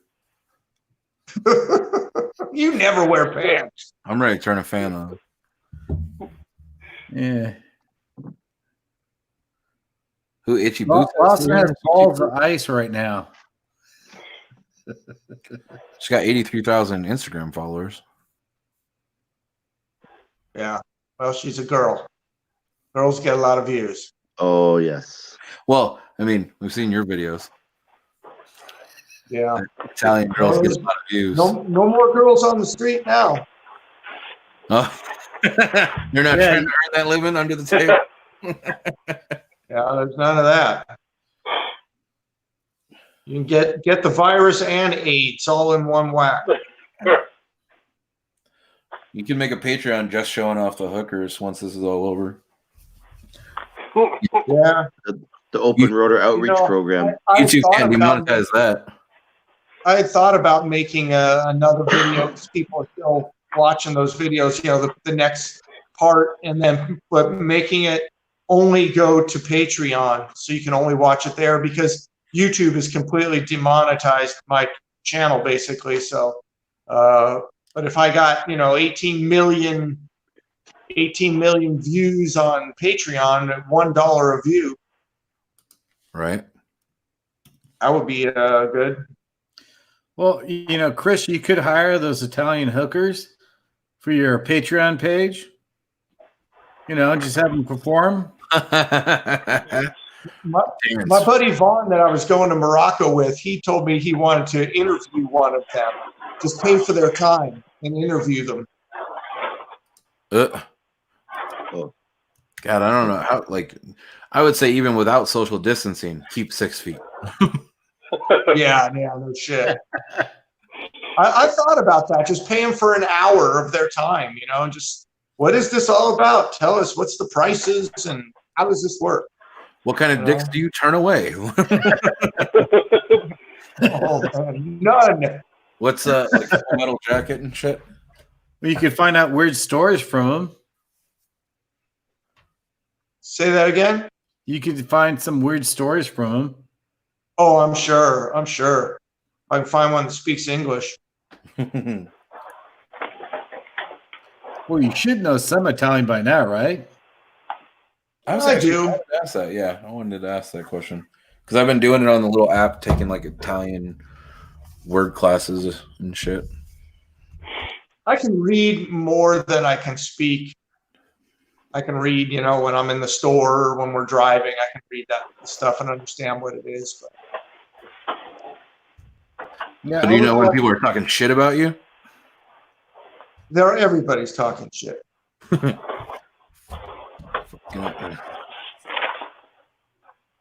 No, I haven't dealt with any of that stuff. I've never dealt with any like real serious anti-American or any of that stuff. So when you were in Bosnia and stuff, you said actually they seem to like the U.S., right? Kosovo. Kosovo. Yeah, man. There were American flags. We rode through on the 4th of July, and I could not believe there were billboards that said "Happy 4th of July, USA, we love you. We'll never forget what you did for us." Huh. I was in utter shock. I couldn't believe it. Somebody actually still loves the America. Outside of America, yeah. Yeah, and that was from when Clinton decided just to bomb them and told them about that, right? No, that ground was troops? from when they were fighting Serbia, and we intervened and put down Serbia. Yeah, but that was all done through air power, correct? I believe so, yeah. Yeah, that was because I remember Clinton mentioned we're not sending ground troops, and everyone was like, "Why do you say that?" And still managed to do it. So, Yeah. I don't know what the fuck's going on. But, going through all those countries, we never dealt with anybody that was rude to us, or there was no negativity, nothing like that. Nothing. Believe me, man, I was nervous going to that region, but in hindsight, man, it was pretty amazing to say I did it. yeah, I mean, was it 2 years ago almost? I went to Singapore. Then when I went to Munich a little over a year ago, everything was fine. But the worst thing I encountered, which really isn't bad, is coming back from Prague on the train. Was the German police for the immigration questioning you. So they were trying to trip you up a bit, but otherwise everything was fine. Right on.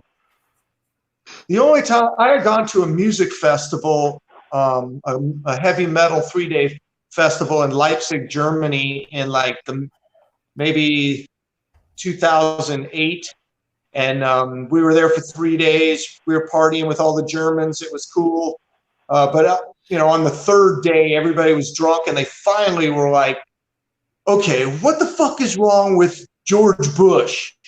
This was when George W. Bush and everybody was all upset with all that stuff, and they finally had to ask me, and they were like kind of digging in on me, giving me shit. And it's like, dude, don't give me shit. You motherfucker started 2 world wars. You know? And that was the end of it. We never talked about it again. Yeah. You wait I there, think Jay? that people are able to separate regular Americans away from politics, you know.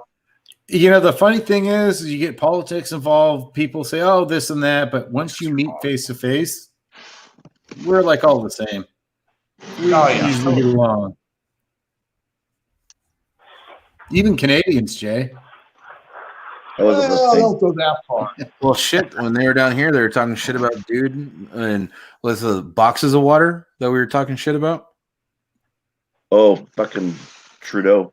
Yeah. Numbnuts there. Yeah, we all got them. Yeah. Okay, well, you magnificent bastards, I'm gonna go to bed. Hmm. Quarter to Yeah, I one. think I'm going to go back to bed. Back to bed? What time is it Yeah. over there, Chris? That's where he lives right now. 9:15. He's I gotta got use used to it my- already. My Corona toilet paper. We're running around the house and he's like, and done. So, Chris, does it mean your ass is going to catch something? I think it already did. I've used half of this package. I got a 6-pack of Corona beer that I'm holding on to. That'll be my celebratory when this is over. I'll drink it. Yeah. On video? You're damn right. Love it. Yeah. Well, you guys be safe, man. Don't be stupid. Don't think that you can gamble with this thing. You can't gamble with this. You can't. I want to share something with you before we wrap this up. I came to a conclusion in my own mind that if I seriously do not come in contact with anybody, I never have to think that what if, what about that one time, I've now been in the house for 10 days, 11 days. And so now I'm not sick. So now I know that I haven't come in contact with anybody. And as long as I hold that up, I don't have to question it in my mind. I have a plan for how to get groceries and how I'm going to handle that. And how to get rid of our trash because we don't really have trash pickup. We've been taking it to the NATO base. Fuck. And I can do that. I can get in the car in my garage. I can drive to the NATO base, show them ID through my window, go over, drop off my trash and drive home and never interact with another person. So that's taken care of. And when I go shopping, my wife's been making masks. She can sew. So she's made some masks. We have some paper masks. I'm going to go shop, wear gloves, come back. I'm just buy dry groceries, leave them in the trunk for 4 to 5 days because the shit dies after that. 4 days is the longest this thing can live on something. So they say. That's the best I can do. Leave it in the trunk for 4 days. Shit's dead. Take off my gloves, mask, throw it in the trunk. Close the trunk, leave the car in the garage for 4 days. And then unload it. Come home and take a shower. Take my clothes off, straight into the washing machine. And I think that's the best I can do. I think that's the best. And then I'm locked in again. And then every time I return from going out, I haven't gone out yet, but if I go out, when I return, the clock restarts. Now it's a new count. Then it's 10 days before I've got symptoms or something, I think that's the best I can do. Oh, I think that's you're fucking way on top of it. I was thinking, I saw people with masks and gloves today, and I'm like, and I'm like, but I have latex gloves because of the shop, and I have masks because of the shop, and I'm probably going to be doing the same thing. It fucking feels weird. Yeah, it did at the beginning. With the first time I went, when we went grocery shopping last time, that was over a week ago, before we totally in the house. We've been quarantined for 11 days, but I went out 8 days ago to go shop. And I was walking around with a mask on and gloves. I walked by these 2 guys, and one guy says, "Look at this idiot with his gloves on." I turned around. He didn't have the balls to say a fucking word. But it's like, hey, dude, you want to fucking go out and French kiss this disease? Do it. Knock yourself out. But Well, fuck them up. You already got gloves on in case something happens. you know, last night I was thinking to myself when I was getting ready to go to bed, thinking about some of the things I might say on this thread, and I was thinking, you know, because none of us know what this is or how to stop it or what we're doing. If I go out, and this is hypothetical, and this is just the way my mind thinks. If I go out irresponsibly, just fucking around, oh, I'm going to go to a lockdown party. And yeah, I'm young. I get sick. I get this fucking thing. I'm still out shopping, being a dumbass, and I'm coughing on people.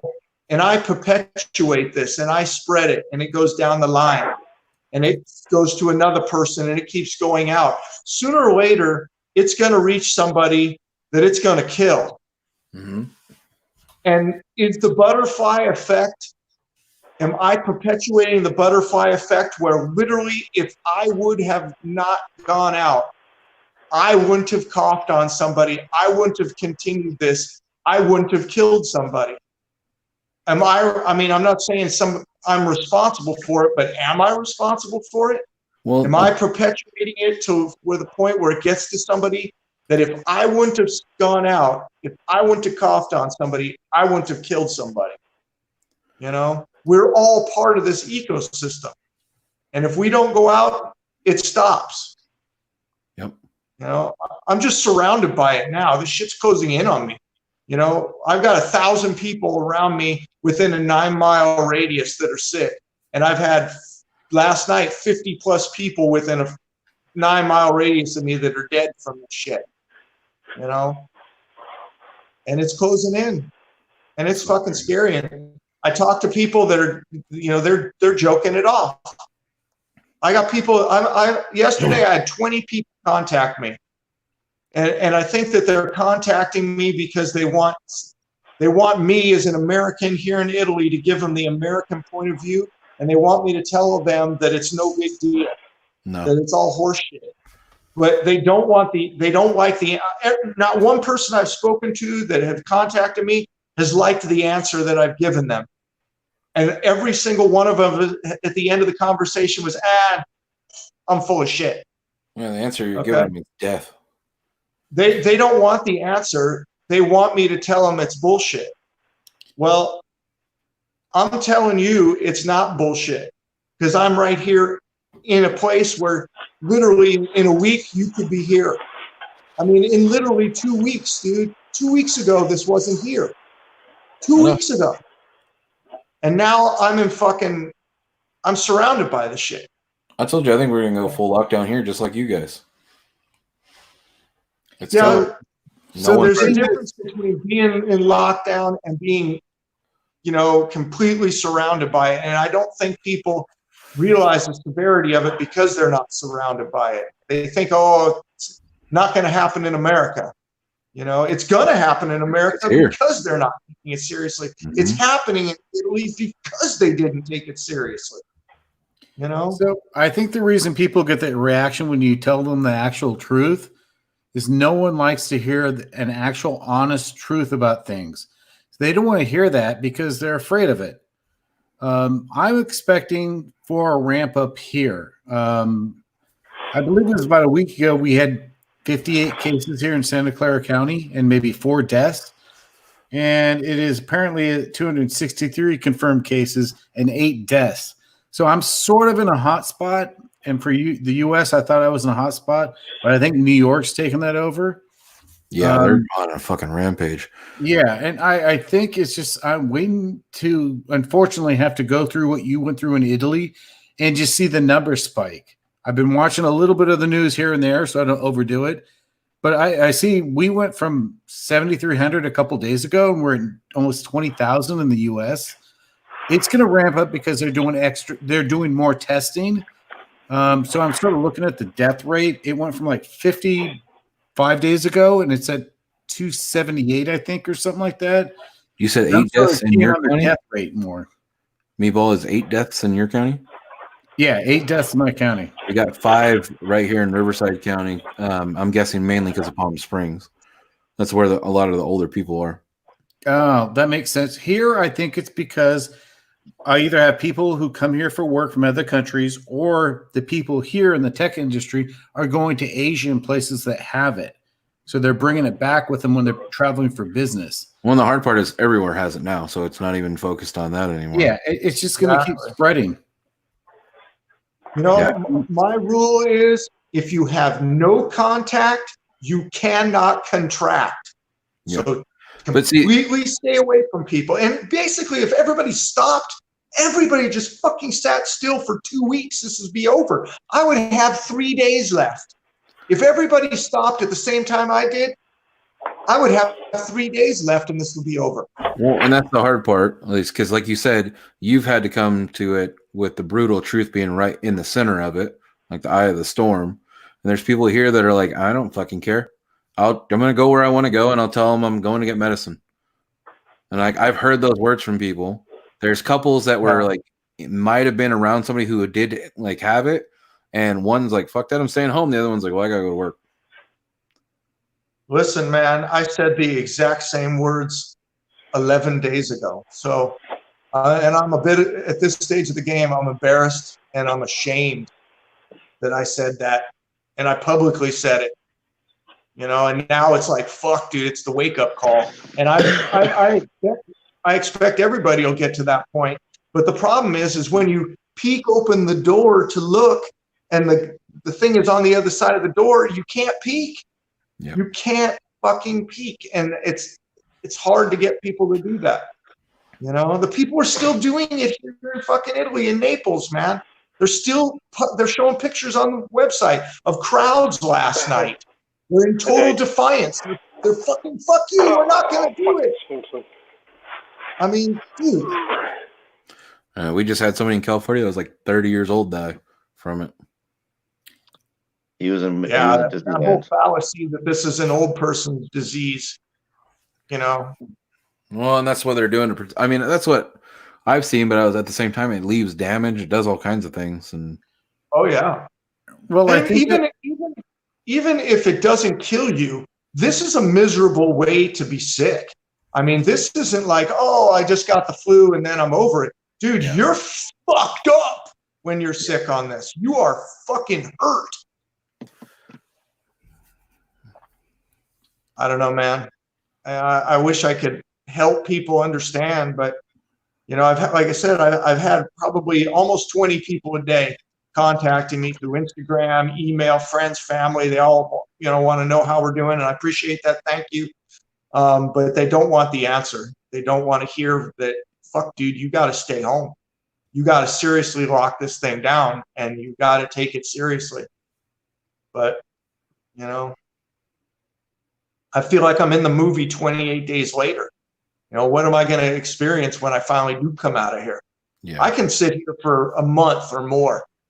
You know, I got enough supplies. I can sit here and wait for the whole fucking thing. Man. Well, that's my worry. I want California to do, hopefully take some like initiative and just lock the fucker down, call it a day. So that way we can get to that point. Because my biggest stress, and a lot of people's stress running their business, is how the fuck do I keep my life the same a month from now? Because they're talking about a month. I'm like, you're taking a grip of money from me and my payments, and I'm fucked now. A 720 credit score to bankrupt. And that's the worry. I mean, my kids are safe and all that stuff, and I mean, it's either let's fucking do this or let's get ready for Mad Max lifestyle and call it a fucking day. I don't want to see that. There's a lot of people who think they can handle it, but they're not going to. That's such horseshit, man. And like I said, you get sick and you pass it down. Sooner or later, the shit you coughed up is going to get to somebody that's going to kill him. Yeah. Well, and you're perpetuating or that. if it's just on your clothes or whatever. There's just a lot. This is too much. Well, that's the reason why I won't see my parents till this is over with. Yeah. I was supposed to go out to California in May, but unless this is complete, I don't see this thing coming around. I don't see the airlines returning to normal service immediately. Yeah, I mean, it's just, as It's one of those things you just got to ride it out and get through. Yeah. So, I mean, There's yeah, not- and it's because, I mean, it did seem at the beginning, it was like, really? It didn't seem real. And then, like, with you, you're in the middle of it. And I think me and Bearded and Star in California are going to be right in the middle of it again pretty Oh, yeah. soon. Well, So, I was hearing rumors of shit happening Sunday night, and then we went under lockdown Thursday night. So if it's anything what it's been, like, we're gonna go under serious lockdown in the next like 2 days. Well, you don't need the government. You don't have to wait for They're the already government here. to tell you to lock down. No, they're already here. Tanks, helicopters, like, oh, they're coming in for National Guard or whatever. Like, no, they're coming in, they're gonna lock us down. That's what they've done here. They're keeping it quiet, but there was a line of tanks through San Diego, and they're just okay. They have to you bring guys in can- tanks. well, I Tanks. honestly, I think some of those videos are just normal troop movements that maybe someone's videotaped, or just the National Guard Yeah, it could coming be. in to help out. No, but I did see the helicopters myself, so that one's not video. Okay. I don't so, understand why they need tanks. Okay, So- what is the fucking? Okay, we're trying to protect you, so now we're going to bring out the most deadly equipment we own to protect you. That is such American horse shit. it's You know called what is this fucking intimidation. Tiananmen Square? It's just stupid, man. So I wouldn't, if people do not listen, or if it spreads too quickly, they will break out the military at I mean, one point to yeah. prevent people from dying. When they're gonna use fear tactics, which is it's one of those like, hey kid, don't touch that. Hey kid, don't touch that. And then finally, okay, I had to do it. And they're I we're don't just see giving them the value way in to do it. Well, you don't, Yeah. but you're a rational human being. We know they're not going to fire at a normal person, but it's going to put fear into a lot of people if that was the case. Maybe. I think the Maybe. Humvee alone should should be able to Yeah. do it. Yeah. Yeah. All you have to do is show it. But at the same time, people are dying and everybody's going, yeah, whatever. I'm gonna go get some stuff Yeah. from the store. Yeah. It's crazy, man. You have to take Yeah. care of you, man. Right. You have to take care of you. You have to make the decision for you. I was talking to my daughter last night, and she's like, I can't get these people to understand. Fuck those people. Okay? Yeah. I mean, you stay inside, let them all fucking die. If that's what they have to do, if they want to stay outside, they want to get the shit, you can't stop them. Yeah. But you have to have intelligence for you. You have to be proactive for you. And that's it. Another reason I'm home for lockdown, because Nikki's work is minimalized and it's all inside and inclusive, but there's still risk. Yeah. Like, What does she do? She's she's a manager at Starbucks. Oh man, yeah. And they named Starbucks an essential business so they can be open.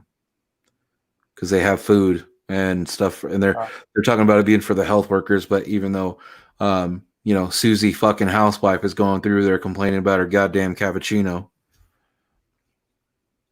It's not enough caramel on the cup. It'll get serious for everybody, just like it did for me. But you're looking at Italy. What's the They population? waited until it got serious, and now it's exploding. And that's the problem. Is by the time now I'm going to do something, it's too fucking late, man. You've already let the wolves into the house. What first, Chuckster is definitely right. They have like over 21 businesses that are considered essential to living. It's fucking insane. What's Liquor store, strip club? No, strip club is not one of them, but Oh. somehow the ones that serve food, maybe. What's the population of Italy? Like, I don't know. 60 million or something? 60 million, and California's what, 40 or 21 or something? I thought it was 35, but apparently it's about 40 or just below 40 million. Okay, so it's 40, and they're saying that they think easily half of the population is going to get it. And that's why they're trying to start to close down. I'm like, you can't just start. You need to fucking do it. Yeah. I think Newsom used, Governor Newsom used 56% if we don't do these measures. Yeah, and when he's like, the worst part is he's saying that society will hold each other accountable on closing down. So we shouldn't have our cops actually having to enforce this. That's already proof that you have to. Just fucking do it. It's You know, I don't know, man. I don't know what's going to happen. that's Nobody why does. we're buying fucking toilet paper, because none of them can take anything serious and actually have a train of thought go through their fucking head. So if people in California do not take this serious enough and they're out too much and doing stupid shit, we probably will have martial law. At one point, when enough people get infected, enough people start dying, they're going to have no choice. Yep. So hopefully everyone thinks before they go out and why they're going out and what they're doing. I'm not trying to laugh right now, but I'm thinking Riding Fish was talking about the strip clubs and that they all have food, tacos. That's true. Hey, San Bernardino and Riverside strip clubs, I don't want anything to do with that food service. They're not getting past the fucking D rating.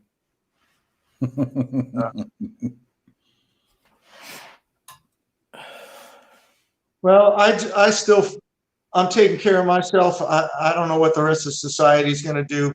I am completely cut off. I've made a plan on how to get more food, and I'm taking it to the extreme. Yeah. I'm taking it as far as I can figure out how to do it. I mean, I want to know just for my own, I'm taking it almost as a personal challenge. You know, how crazy can I figure this thing out to seriously, completely guarantee it? How far to the guarantee can I get to make myself completely separated from this thing to where I will not get it? Is it possible? And if I go through these lengths and still get sick, wow, man, that would be gnarly. That means fuck, dude, there's no hope. Have people tried warning you about your beard? You know, that was a question I was starting to think about. You know, I mean, at what point do we get to where you got to have a mask that fits so tightly that you got to shave your face? Well, they're trying to say it was like easy on hair too. Like I had people hit me up, your beard, my beard's fucking if you staying. take the beard, now you automatically have a mask. That's what I said. I thought I'd grow my own.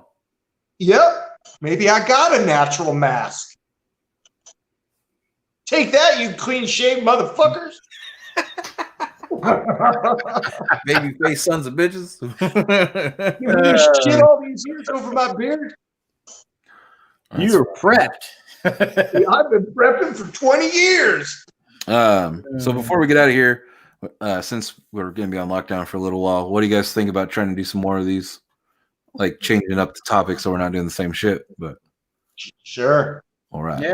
I mean, what else are we going to do? I was like, we can probably figure right. Once Dazzle goes under full lock or under his lockdown, we should be able to do better times and actually, not be in the middle of the night. Well, early ass morning. Yeah. Yeah, I think that we got some new other motorcycle world guys in here. Yeah. And gals. It actually, I was surprised we got a few more in here than I thought. Yeah. Hold and get Star Bobber kickstarted on hers. Whoa. All right, guys. Well, stay safe. You guys too. All right. Take care, Chris and Bearded. Now, guys, thank you guys, everybody in the chat.